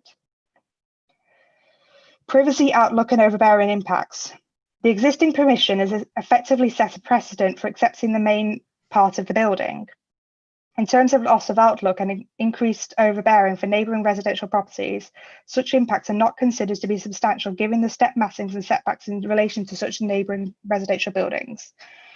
The proposed development may appear overbearing for the garage to the east at 2A Clinton Road, noting the flank wall of the eastern elevation of the building, which would protrude further forward than that of the garage. However, such impacts is not considered unacceptable, noting the nature of the use of the site. Furthermore, officers are satisfied that development is designed not to unduly prejudice the future development potential of this neighbouring site. There will inevitably be additional outlook and loss of privacy over the rear gardens of surrounding properties. Such impacts, however, is considered acceptable, accounting for the existing context of the surrounding environment whereby terraced properties by their nature overlook and oppose one another. In seeking to minimise and avoid privacy conflicts, the design includes elements such as sawtooth windows on the western side elevation, restricting direct outlook over 2 Clinton Road and providing limited outlook to neighbouring properties to the rear. Secondly, the design of the railings for the rear windows and balconies have been designed in a style which minimises the amount of through-looking. The design has also been, the design of the additional story has also been altered throughout the application process, and such measures included moving the balcony as to reduce privacy impacts on neighbours. The additional story, by reason of its decent setbacks from the main rear elevation, will minimise the sense of overbearing and mitigate any potential privacy complex to an acceptable degree. Noise and disturbance. There will inevitably be some increased noise and disturbance as a result of the increased comings and goings from the site and the uses proposed. The proposal is seeking 1 additional unit to what is already approved and is not considered to give rise to any potential additional harm in terms of noise or disturbance, particularly noting its upper level set in sitting and orientation of main external amenity area towards the highway. Any noise and disturbance arising from the residential use is anticipated to be typical of residential type activities, acceptable in the context of the surrounding environment, which is primarily residential in nature. With respect to the proposed community facility, weight is apportioned to the previous use of the site and the potential noise and disturbance that could have arisen from activities if such facility was still in situ. It is noted that the community facility operation would not be dissimilar to that previous, and the conditions of this permission will be able to appropriately control the potential noise and disturbance that could arise. Conditions have been recommended to control impacts such as limits on amplified music, hours of operation for the community facility, sound insulation, the development of a community facility management plan, and a demolition and construction management plan. Overall, the proposed development is considered acceptable in terms of impacts on neighbouring amenity, subject to the conditions recommended.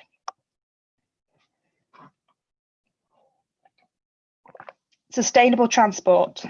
The site has a PTAL rating of 3, representing moderate access to public transport, and is located in a car control parking zone. The development is designed as car-free and will be accompanied by a travel plan demonstrating management strategies for encouraging users of the facility to use sustainable transport means for accessing the site, reducing reliance on car travel. New transportation officers have reviewed this strategy under the context of the previous application and considered the measures proposed to be appropriate. A parking stress survey submitted with the previous application indicated high levels of stress within this area. Due to this, to ensure there is no further burden upon such stress, Newham's transportation officers previously recommended restrictions on the ability of individuals to apply for residential and business parking permits at this site. It is considered that a restriction on parking permits and the implementation and monitoring of the travel plan should be secured by a Section 106 agreement and condition, as per the previous application for this site. It is also noted the site is an existing vehicle crossover. Such a crossover is proposed to be removed as part of this application.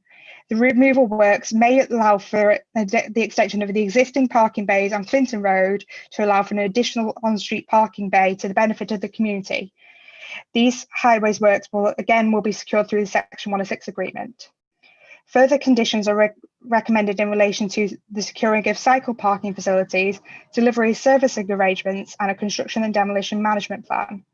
Subject to the imposition of recommended conditions and the Section 106 heads of terms, officers are satisfied that the development will not result in any adverse impact on the safe and efficient operation of the highway.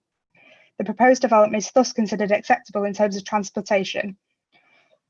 Other considerations, as outlined within the committee report, the matters in relation to waste management, delivering sustainable development, land contamination, the habitat regulation assessment have been addressed within this application and is supported, as detailed on pages 102 to 135 of the committee report.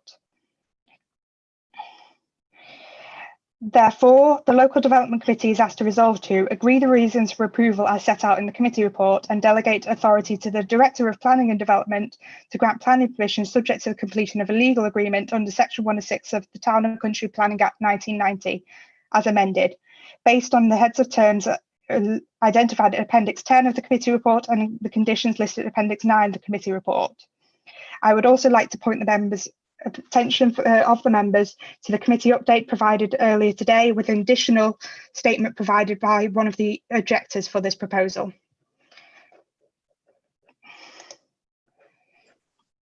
Thank you. Any questions to the officer from members? No. Can we go to the objector, Afisa Patel? Hi. Thank you. You have 5 minutes. I'll just remind you. Thank you very much. Thank you. So I'm going to be referring to an evidence pack that I've attached and that I've already sent over, and I'll be covering 5 main points. It's parking, Newham plan, shadow analysis, privacy, and daylight and sunlight, with daylight and sunlight issue being the most important one. So parking, the use of the building as stated is already partially residential, partial community, with community centre use shown in evidence A. And they also plan on renting out these facilities. There's currently already Forest Gate Learning Zone, a community centre, 2 MOT centres, and Dames Road doesn't have parking on the street. So there's already quite a bit of pressure on the roads, and this is just going to add to it further. So Newham plan states all new development should be well integrated. And yet this one goes above and beyond any sort of building within the area. Everything is a 2-storey or a house, and this goes to 4-storey, going above and beyond. the shadow analysis that the applicant has actually provided in evidence E stated all refers to daylight and sunlight. Now, if you know, a daylight and sunlight is the provision of daylight within a window, the amount of daylight a window gets. But a shadow is not such a thing. A shadow is what shadow the building causes, and yet there's been no shadow analysis. If a 4-story building is built, it's going to have a substantial shadow impact on the residents currently living there. That includes us. The privacy issue has already been covered, but if you add an additional floor, then there is going to be a further impact for privacy, and yet the separation distance currently between the terrace houses and what's proposed is much less. And fifth point, the daylight and sunlight issue, which is the most important one. So according to Newham's regulations, a daylight and sunlight assessment must be submitted for all applicants. Now, they've proposed, this applicant is to remove a 1-story and build a 4-story, and yet the sunlight analysis is a 3-story versus a 4-story. Now, I've pointed this out to the developers, and we also had an independent analysis carried out. Now, the independent analysis, and this is attached and I've provided letters and emails, said that there will be a significant negative impact, but also that this light analysis is not relevant because it doesn't actually show current light levels versus new light levels. So if you're looking at this, every single proposal from Newham should be independent of what's been proposed before. And the proposal is a 1-story demolished and a 4-story built. Therefore, the light analysis, according to your regulations, should also be current light levels versus new light levels. We contacted the developers ourselves and we've had no response. We've had nothing from the developers to let us know what our current light levels are and what our new light levels will be.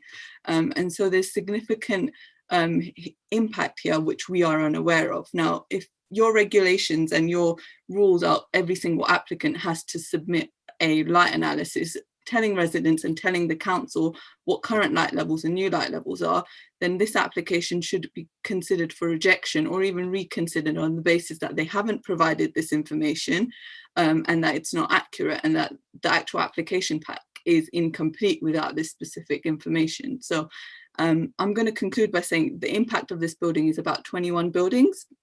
And it's an injustice to us residents if we're not provided with the information that every other developer has had to provide the residents with local residents with. And also the fact that the developers will get an opportunity to reapply or appeal, whereas us residents won't get this information. And the fact that we've actually gone ahead and contacted them and they've been unresponsive just shows that we won't get the information that we need if this was approved today. Thank you.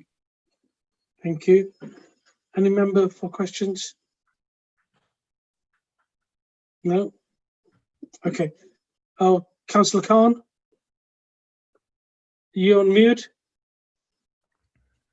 Which house does Hafsa lives in? So I live in 50, so the building is going to look back onto us. 50 Right, yeah. Because I was thinking that the privacy and loss of light will happen to number 2, 4, 42, 44, 46. So no, yeah. I'm 50 Big Nod Road. So I actually live on the road opposite. So the shadow impact. Yeah, so it's your garden. Yeah, it's your garden. Yeah. So you will also affect 42, 44, 46 and 50, of course, the gardens of these houses and of course the side of number 2 and number 4. Yeah, and also James Road as well, because there's quite a few buildings there as well. Yeah, over there as well. Yeah. Okay, just want to know that. Thank you. Can I go back to Helen? Was there anything you wanted to add, Helen, considering the comments made? I would first just like to refer to the agent for the application, who I believe also registered to speak. Yep, okay. Toby Crane? Yes. You've heard some of the comments mentioned, so you can have 5 minutes to answer any of the questions.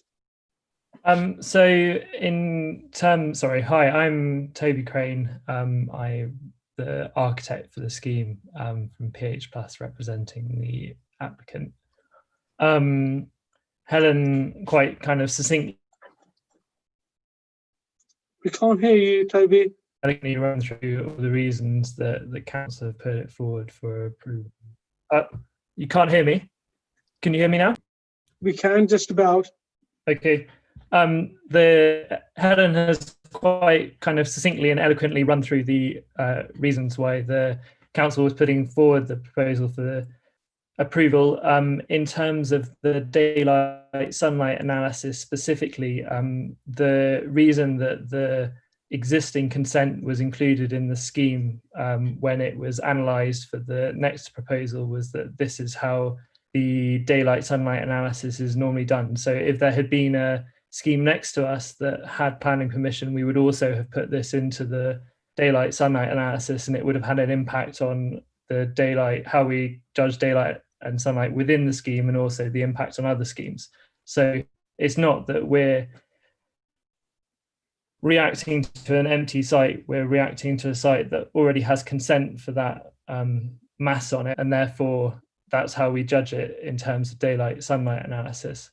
In terms of the shadow analysis, we'd already done a shadow analysis for the previous scheme as well, and as we were stepping back the scheme, and that we showed that the previous scheme and the dates that the shadow analysis was undertaken was not going beyond halfway across the garden. We haven't put this in, as well as because we also had the formal daylight and sunlight analysis, which was showing that there was no impact on the windows on Bignell Road.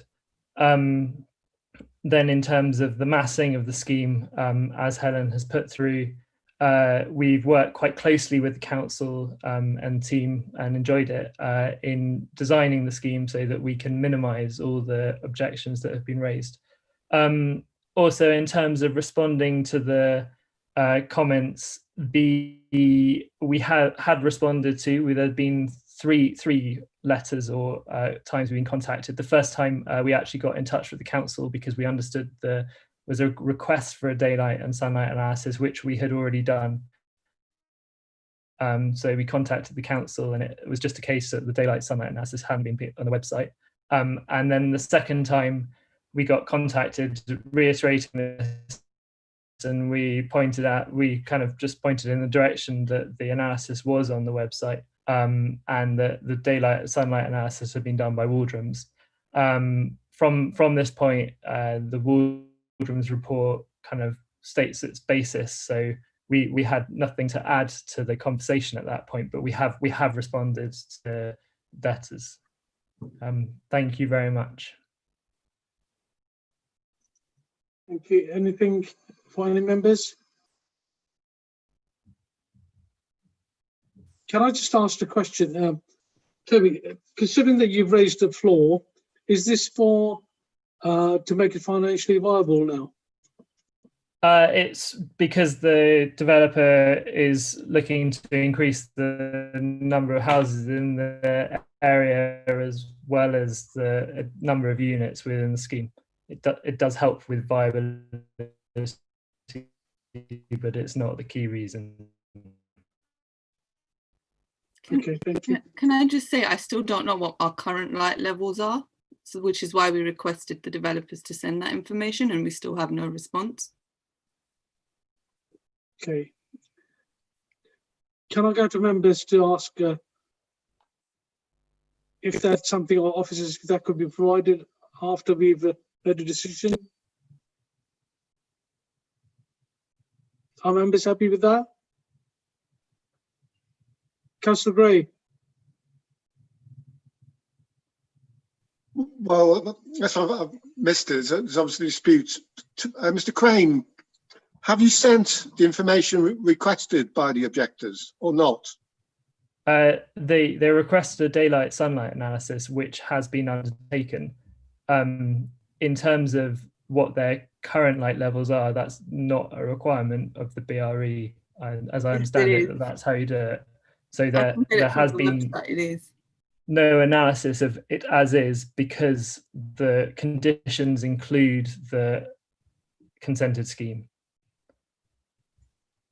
Can we get an opinion from officers? If you allow me to share my screen, I can show you part of the daylight and sunlight assessment provided, and show the objector's house in relation to the development proposal.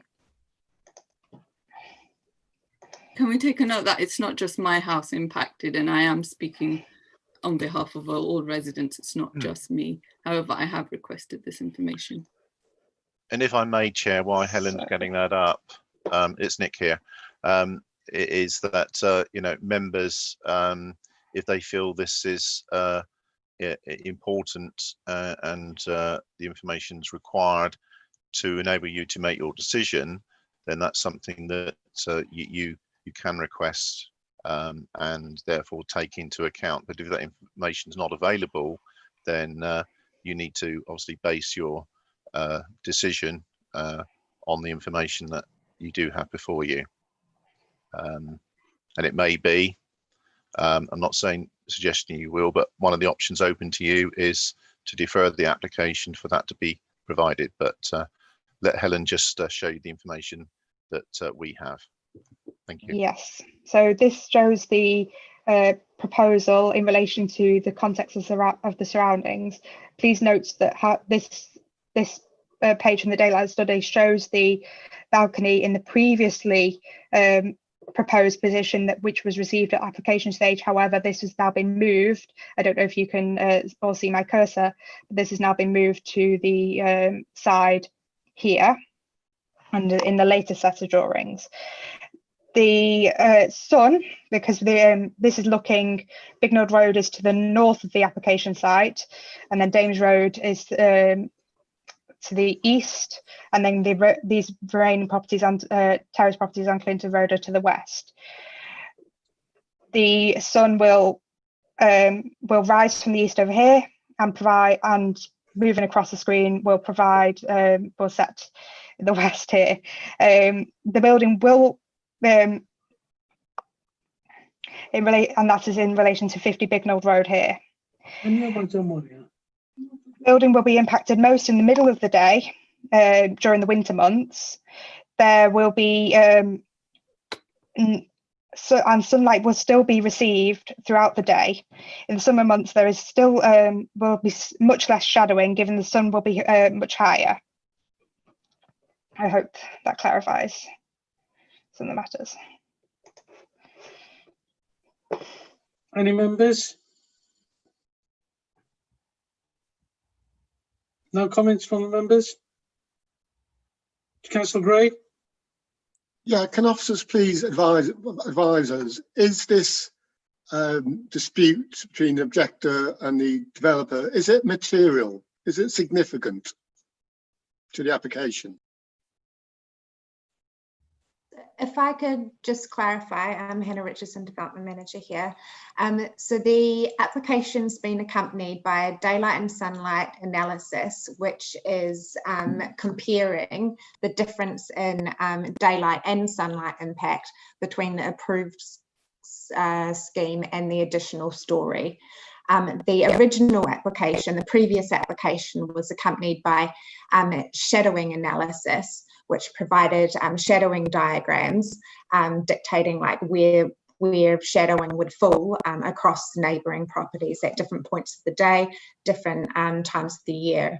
So that was what was considered in the previous application, and it was accepted that the impacts would be only minor, not substantial, and therefore acceptable. This analysis that's been accompanied by this application, yes, I understand where HAFSA is coming from, and that it's not a full analysis of the, say, a comparison of the existing context with no new building compared to the proposed 4-storey development. It's just the comparison of the approved scheme and the additional story that's going to be created. Officers do. We've lost you, Hannah. Hannah, we've lost your comments.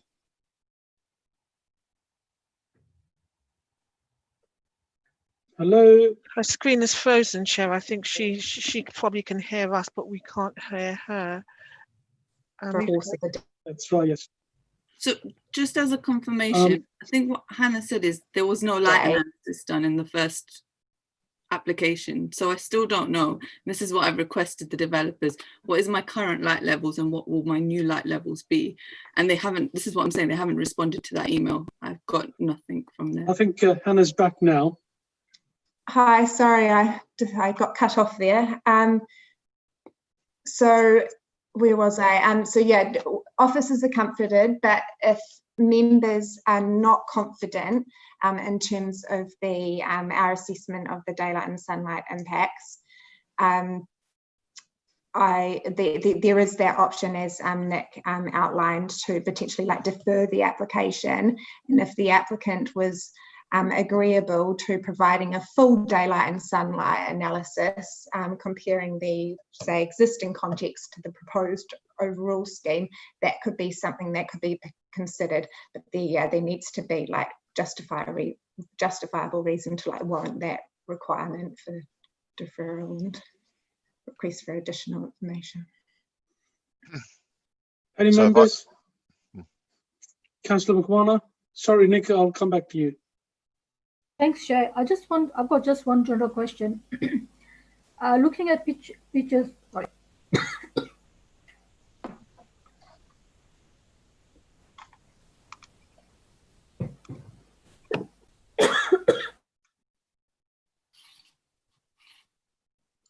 Pictures at page 153, sorry. Do the residents at the back have trees at the back in the garden? Sorry about that. I mean, I can answer that. No, we don't. We've got gardens and I grow plants, but no trees to block out the new building. All right, that's fine. Thank you.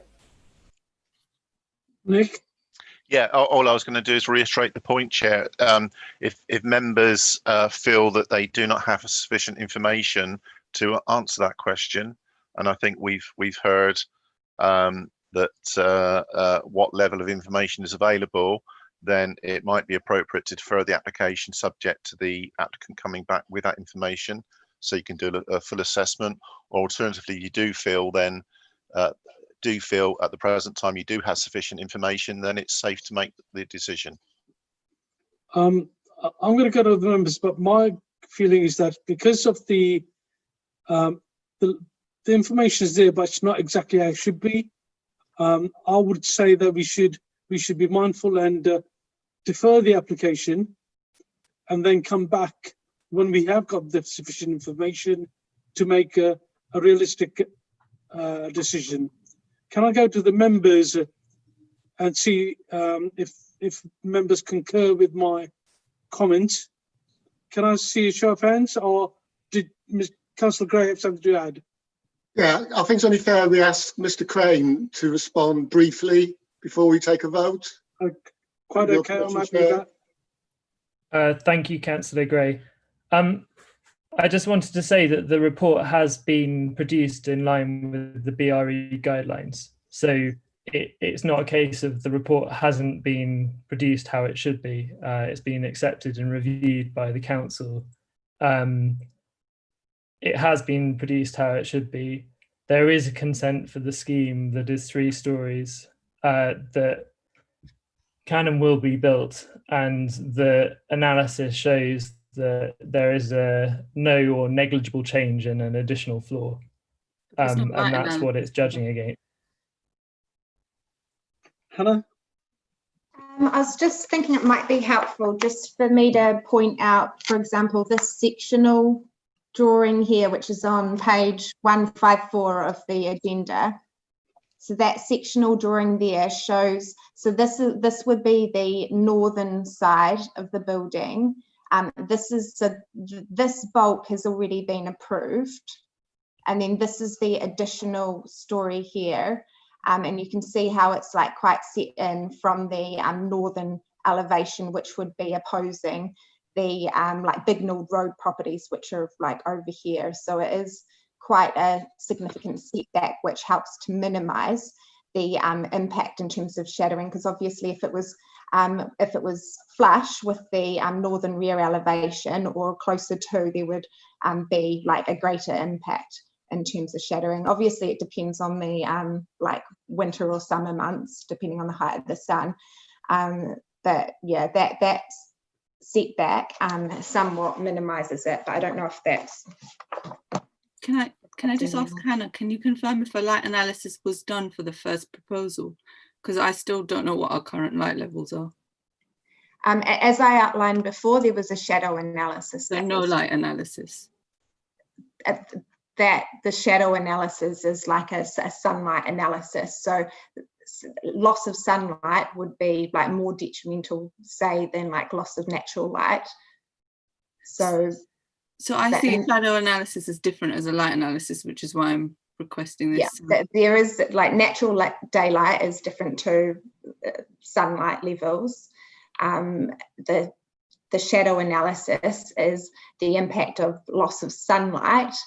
In terms of the loss of daylight, there would be much less impact because the houses are further afield away than, say, the rear gardens, which is where the shadowing was demonstrated to occur as a result of the building.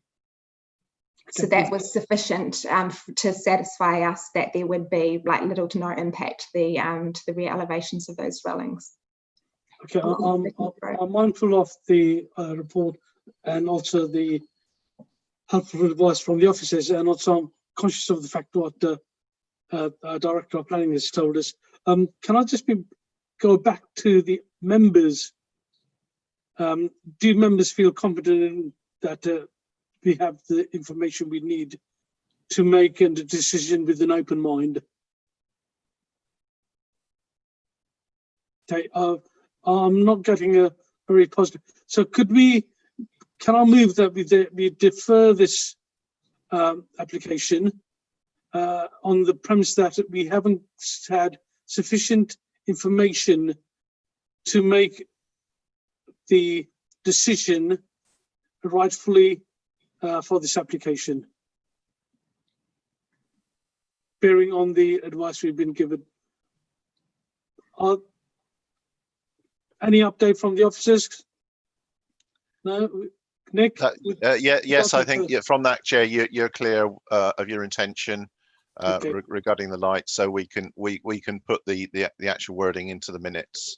But I think unless my colleagues think otherwise, including the committee clerks, I think it's clear about your intention, so we can pick that up. Okay, thank you. Can we move to a vote then that we defer this application till we have the full report to make a decision with an open mind? All those in favour? That's carried. The application has been deferred till we get an updated report with the full information that has been requested by members. Thank you very much. Thank you. Thank you. Can we move on to item 9? Considering the time, could we have a 2-minute break, please, members? It is 8:42. If we can reconvene at 8:45. Members, so it's 7:39, right? Is it 39? Yes, we reconvene in 5 minutes. 17:39, yep. Yeah. Sorry, thank you. 1939. It's 1939. 1939.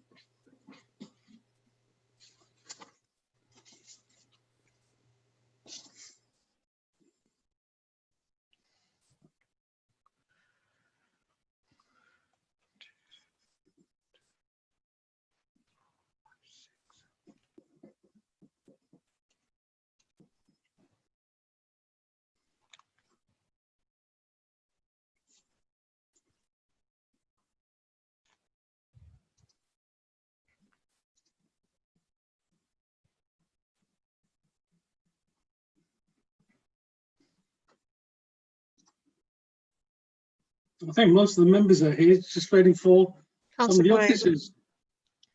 I haven't seen Councillor Gray yet, Chair.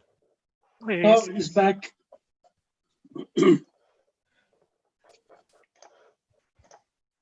That's all of us, isn't it? Yes, Chair, you have the legal officer. You've got your members back. You We're can just waiting for Nick, can we? do this. Oh, there is Nick. Okay. Sorry, yes, I was here. Just didn't have my Okay. screen on. Sorry. Thank you, Chair. So can we proceed then? Yes, I'll just share my screen. Okay, dealing with item 9.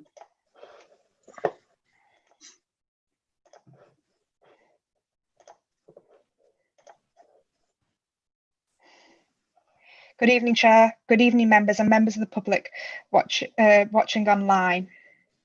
This is item 9, the application for 534 Barking Road. This shows the site location outlined in red. The site is located on Barking Road and within the Greengate local centre. This is an application for planning permission for a change of use of the premises from A2 office to multi-purpose mixed-use A1 D1 facility. Please note that this application was received prior to the use classes changes. As such, the description reflects the old use classes order.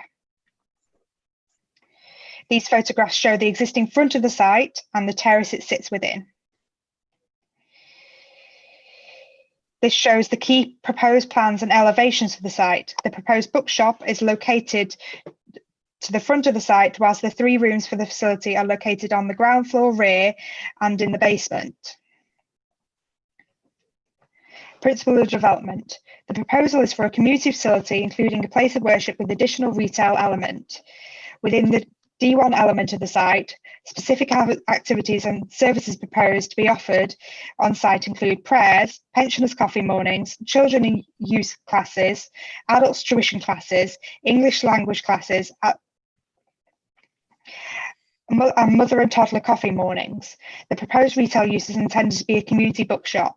The proposal seeks to bring forward the use of community facility on the site whilst also improving elements to the existing shop frontage.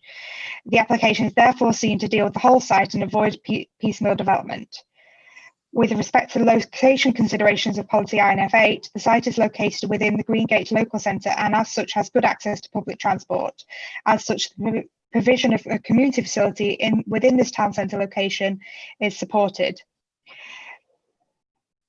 With respect to local need, the application documentation indicates that all users of the facility are expected to be Newham residents, given the location of the facility in the centre of the borough. The application has also studied similar facilities in the surrounding area.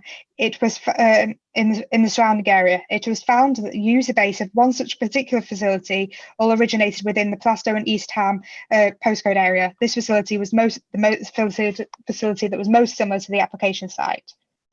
The applicant has also outlined how another mosque in the area is overloaded, causing overspill onto the pavement. The proposed offering of prayer facilities on site, which would cater to the indicative demand in this area.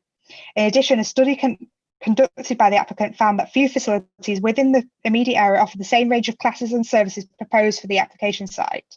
A petition received on the context of this application is also indicative of a local need. As such, officers satisfied that there is a local need for this facility. The alterations to the frontage to provide a new access door will ensure a clearly defined main entrance to the community facility separate to the bookshop and ensure that the functionality of such retail and community facility spaces is practical. Officers are satisfied that the facility will be outwardly looking and welcoming in the urban grain. With respect to inclusivity, the agent has stated that the site will be available for hire and some of the classes and activities proposed on site will be free. Many of the specific classes and activities proposed by their nature would be open to all. Whilst the provision of communal Friday prayers is focused on one particular religious base, such service offer will be benefit to a proportion of the local community and is one component amongst a wider range of inclusive community service offerings at the site. In addition, the application also proposes level access to the ground floor and a disabled toilet at ground level. As such, officers consider that the principle of development can be supported.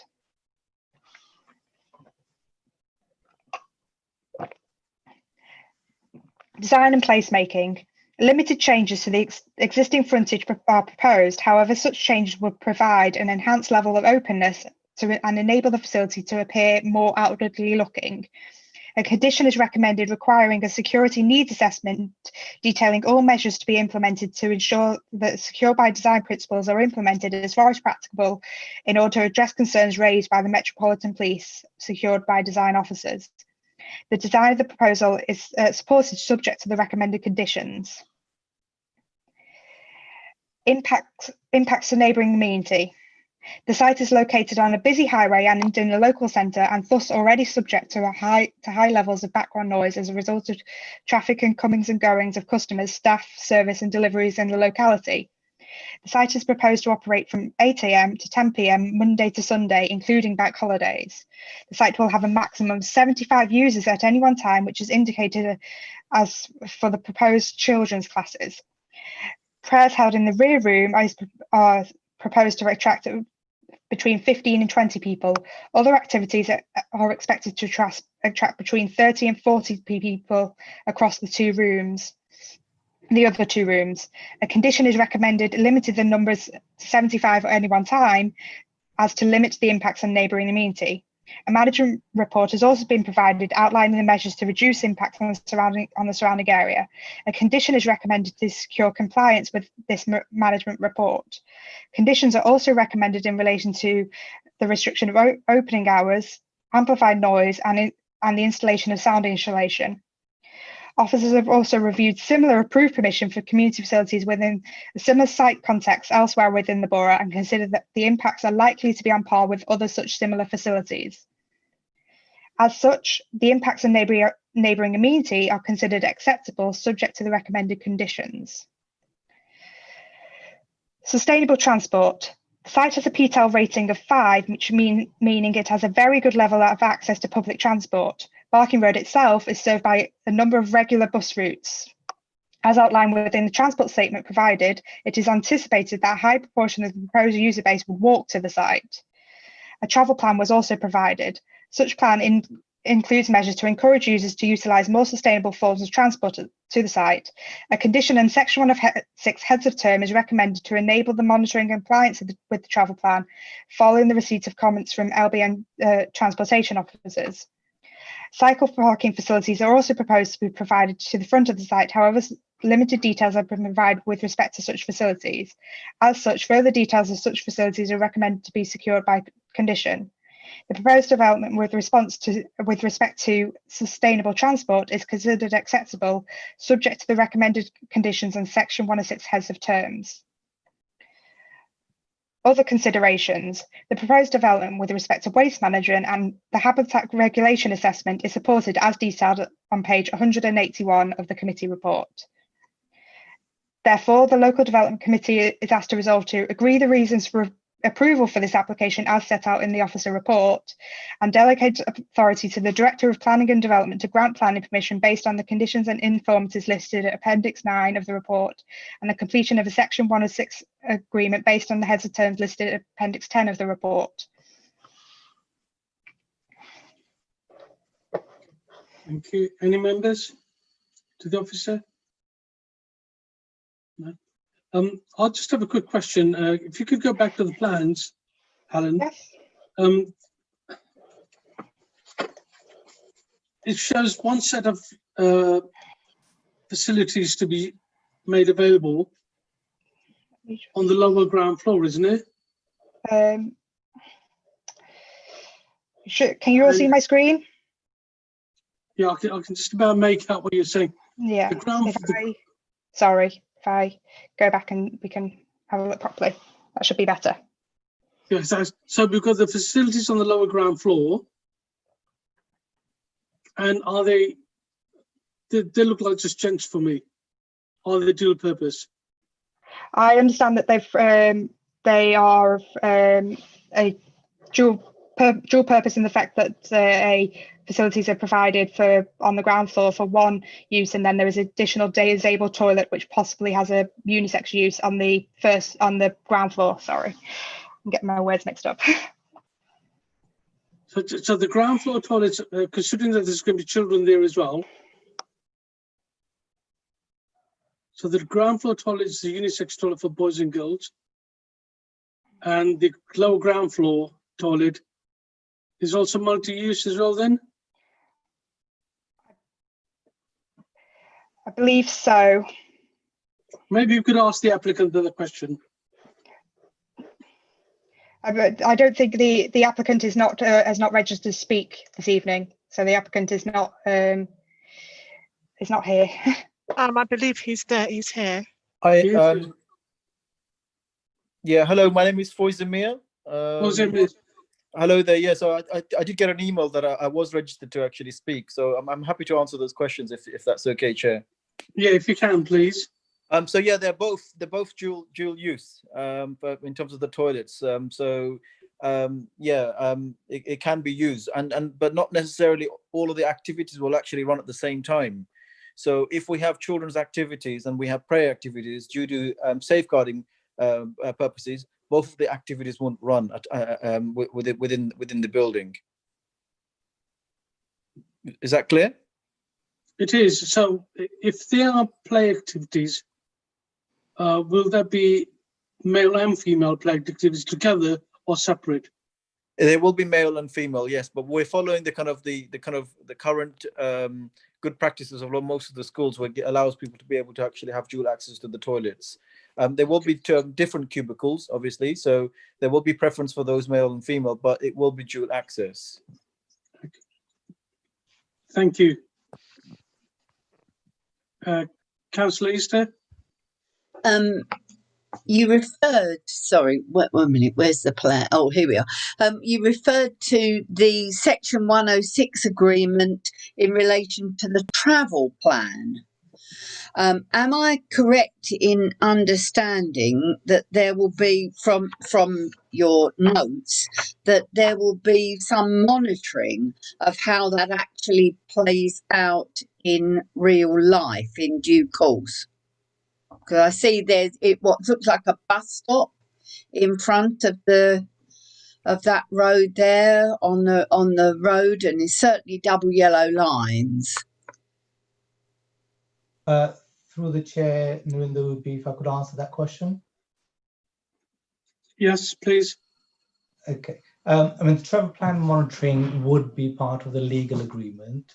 As has been stated, the site is fairly accessible. It has a PTEL 5, but regardless of that, we have got a condition and a Section 106 out of term for a travel plan, and there is a monitoring fee of that, which we as a council will be monitoring it.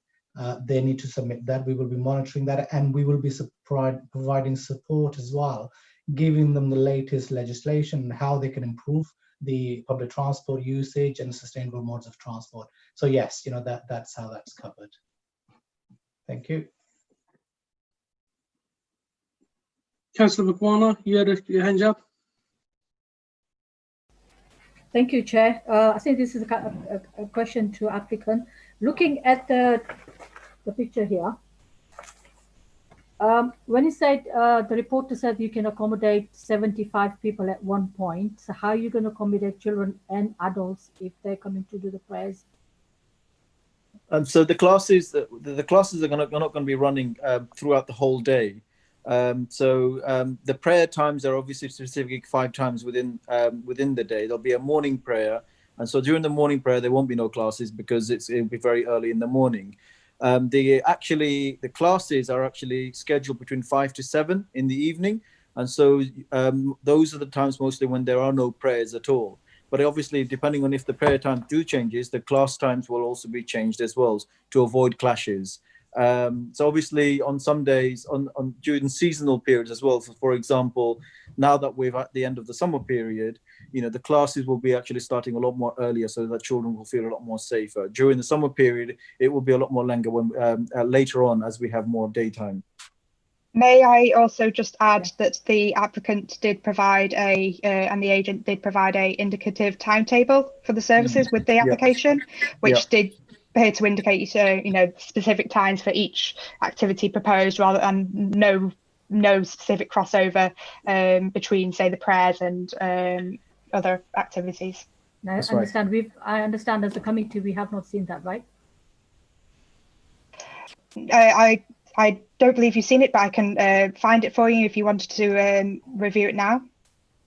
Yeah, that's fine. It's up to Chair. I can leave that to Chair to decide anyway. Thank you. Chair, over to you.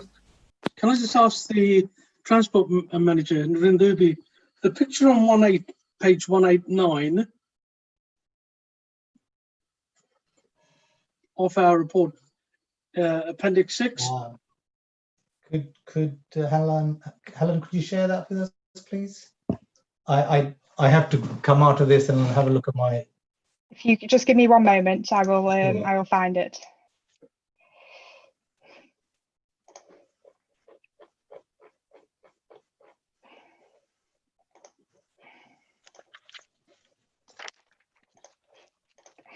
Photographs. Is it further? It's on page 189, Helen. Sorry, I believe I'm in the one which doesn't have the next one. Next one. That's the one. That's the one you just gone past it. Sorry. Yes, That's the one. Yes.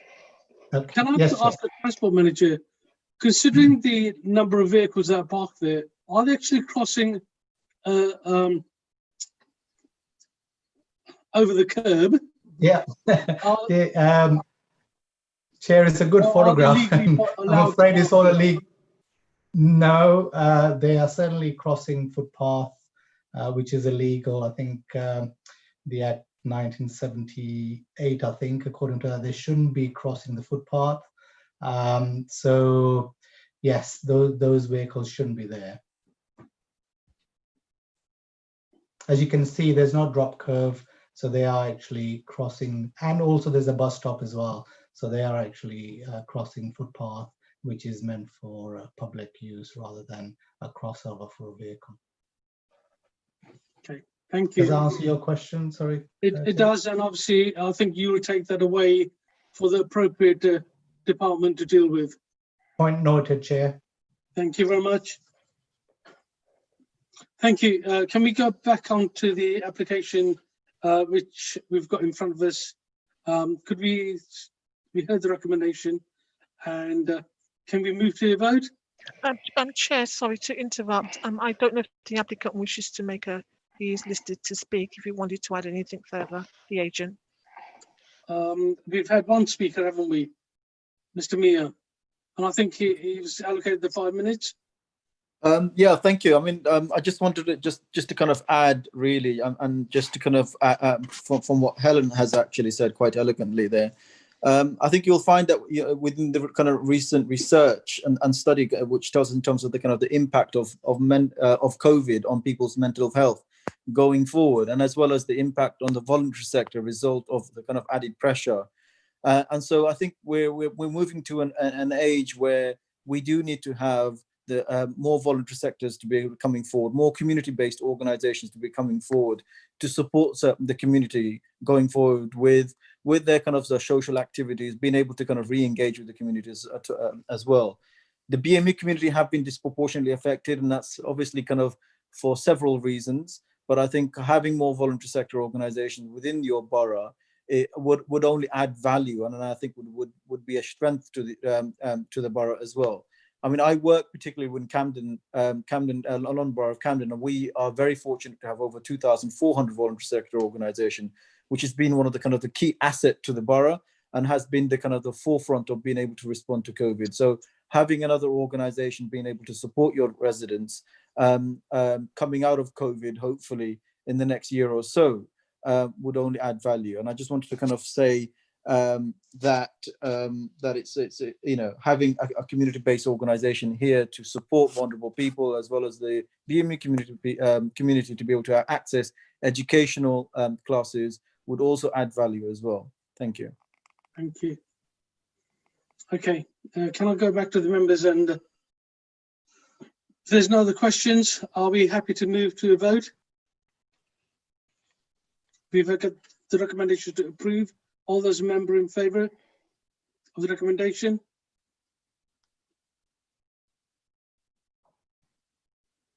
Seven hands, Chair. Thank you. Thank you. That's been agreed and approved, subject to the conditions that were in the application. Thank you very much. Okay, we're moving on to the last item, and this is where I declared an interest in this item, which is Salisbury Primary School. I'm a school governor there, so I will be put into one of the office rooms, and I will not be taking part in this part of the committee meeting. Councillor Gray will be chairing that part of the committee meeting now. So, thank you. Right, thank you, Councillor Verdi. I've been invited to join a breakout room. I assume that's an error? Yes, Councillor, it was just for the chair. He's gone. Right, so what should we do? You can just it? close it. Yep. Close it. Right, okay, thank you. Can officers please make a presentation on this agenda item? Yeah, thank you, Chair. I'll just share my screen.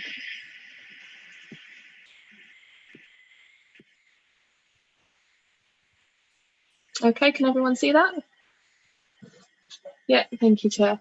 And good evening, members. So this is item 10, which relates to Salisbury Primary School in Manor Park.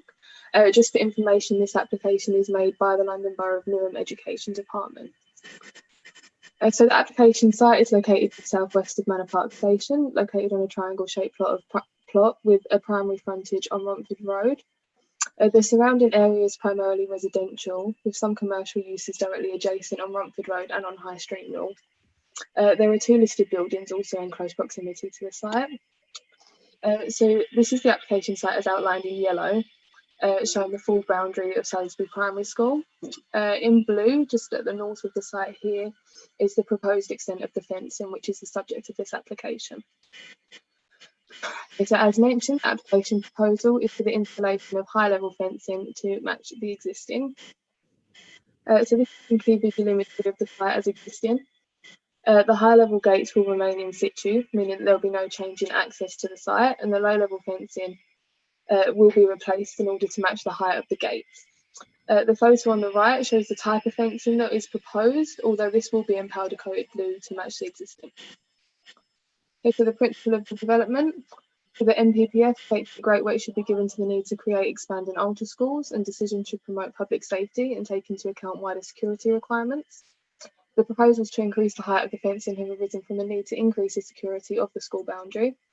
This would also have the effect of increasing the uniformity of the fencing and the frontage on Romford Road, presenting a more coherent design. The provision of uniform fencing around the school boundary is supported and would accord with the relevant policy. The principle of development is supported. Okay, so design. So it's reiterated throughout the development plan that there is an expectation that all development will realise a high quality design. The type of fencing proposed is twin wire mesh fencing, and this will be powder coated blue to match the colour of the existing fencing on site.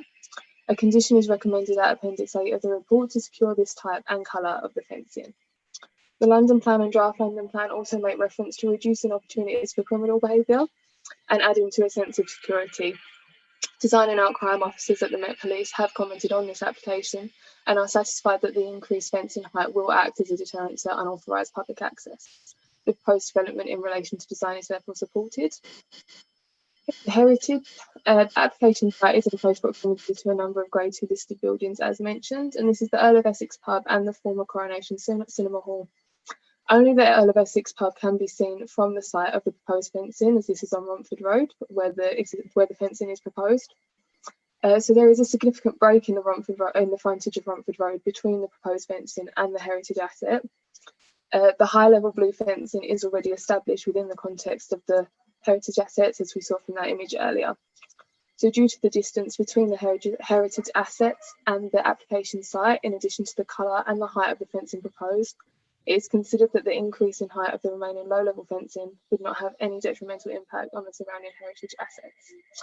The proposed development in relation to heritage is therefore supported. Impact to amenity. So the development plan outlines the importance of avoiding unacceptable impacts that could cause disturbance to neighbouring occupiers. In relation to the installation of the proposed fencing, it's noted that there may be some noise generated for a limited time. Officers have added a condition to restrict construction hours to limit disturbance. No lasting impacts are expected to arise as a result of the installation of the proposed fencing. The proposed development in relation to amenity impacts is supported, but we also considered the matters of archaeological forestry area and trees, and these are also supported as detailed in the committee report. The officer recommendation is the local development committee is asked to resolve to agree the reasons for approval as set out in the officer report and grant planning permission based on the conditions and informatives listed in Appendix 8 of the officer report. Thank you. Thank you. Has any members any questions of officers? I cannot see any indication people got any questions. I understand the applicants are not present. Can I just make it aside? I appreciate this is probably was viewed as non-controversial. However, I mean, our applicants reminded that, as we did today, that there may be matters that the committee want to discuss with the applicants. And by not turning up, I think it's a little bit disrespectful, this committee. And also, you know, it could result in unnecessary delay. And I appreciate we can't force them to turn up. However, perhaps if officers can give a steer to applicants, that especially in these days of Zoom, that we would expect an applicant to be on hand for an application. Yeah, Nick? Councillor, sorry, Councillor, I can confirm as well that that letter did go out to invite the applicant to this meeting. Yeah, and thank you, Councillor Gray. I think it'd be useful to reinforce that. So, and it's good to hear committee members and the chair saying that. Thank you. Okay, not that we will, you know, sort of turn down or you know, delay, but it is disrespectful, to be honest. Okay, if I cannot see any other members indicating they wish to speak to the matter, there's no objectors either. No objectors? No, Chair. We'll go straight to the vote. All members in favour. Councillor Khan, is this sorted out that you can vote or not? Now you're fine to vote. Okay. All members in favour of the agenda item 10, please raise a hand. 6 hands up, Chair. Okay, that's unanimous. Thank you. Thank you. And I'm not sure if Councillor Verde is coming back for any other business, or can I close the meeting? I believe he's coming back. I'll Okay. just yes, sorry, Chair. Yes, I've just asked him to leave the breakout room, so he should be here shortly.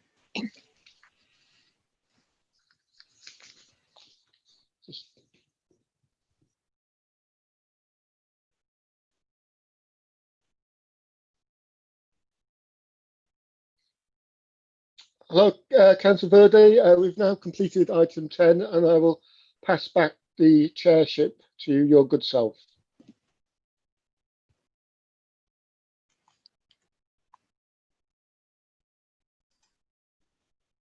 And you're on mute, Councillor. I've unmuted myself. Thank you. I'm just trying to. Right. Okay. Thank you, everyone, for the meeting today. I think we've got one last thing to do, which is the date of the next meeting, which is on the 23rd of November. That's okay. Great. Thank you. And I just wanted to say thank you to everyone for taking part in the meeting today. And it was rather important. It did get on a bit longer than I expected, but I thought for us to be transparent and to be clear of everything what we're doing and is above board, we didn't want any of the objectors or the applicants to come back to us and say we did not follow any procedures or we weren't given enough time, and that I'm sure which will be reflected in our minutes as well. If you could just mention that, please. Yes, and I'd appreciate all the advice from all the officers and Alexander of the legal team as well. You're quite happy with that? Okay. Nick, did you want to have a word afterwards, Shirley?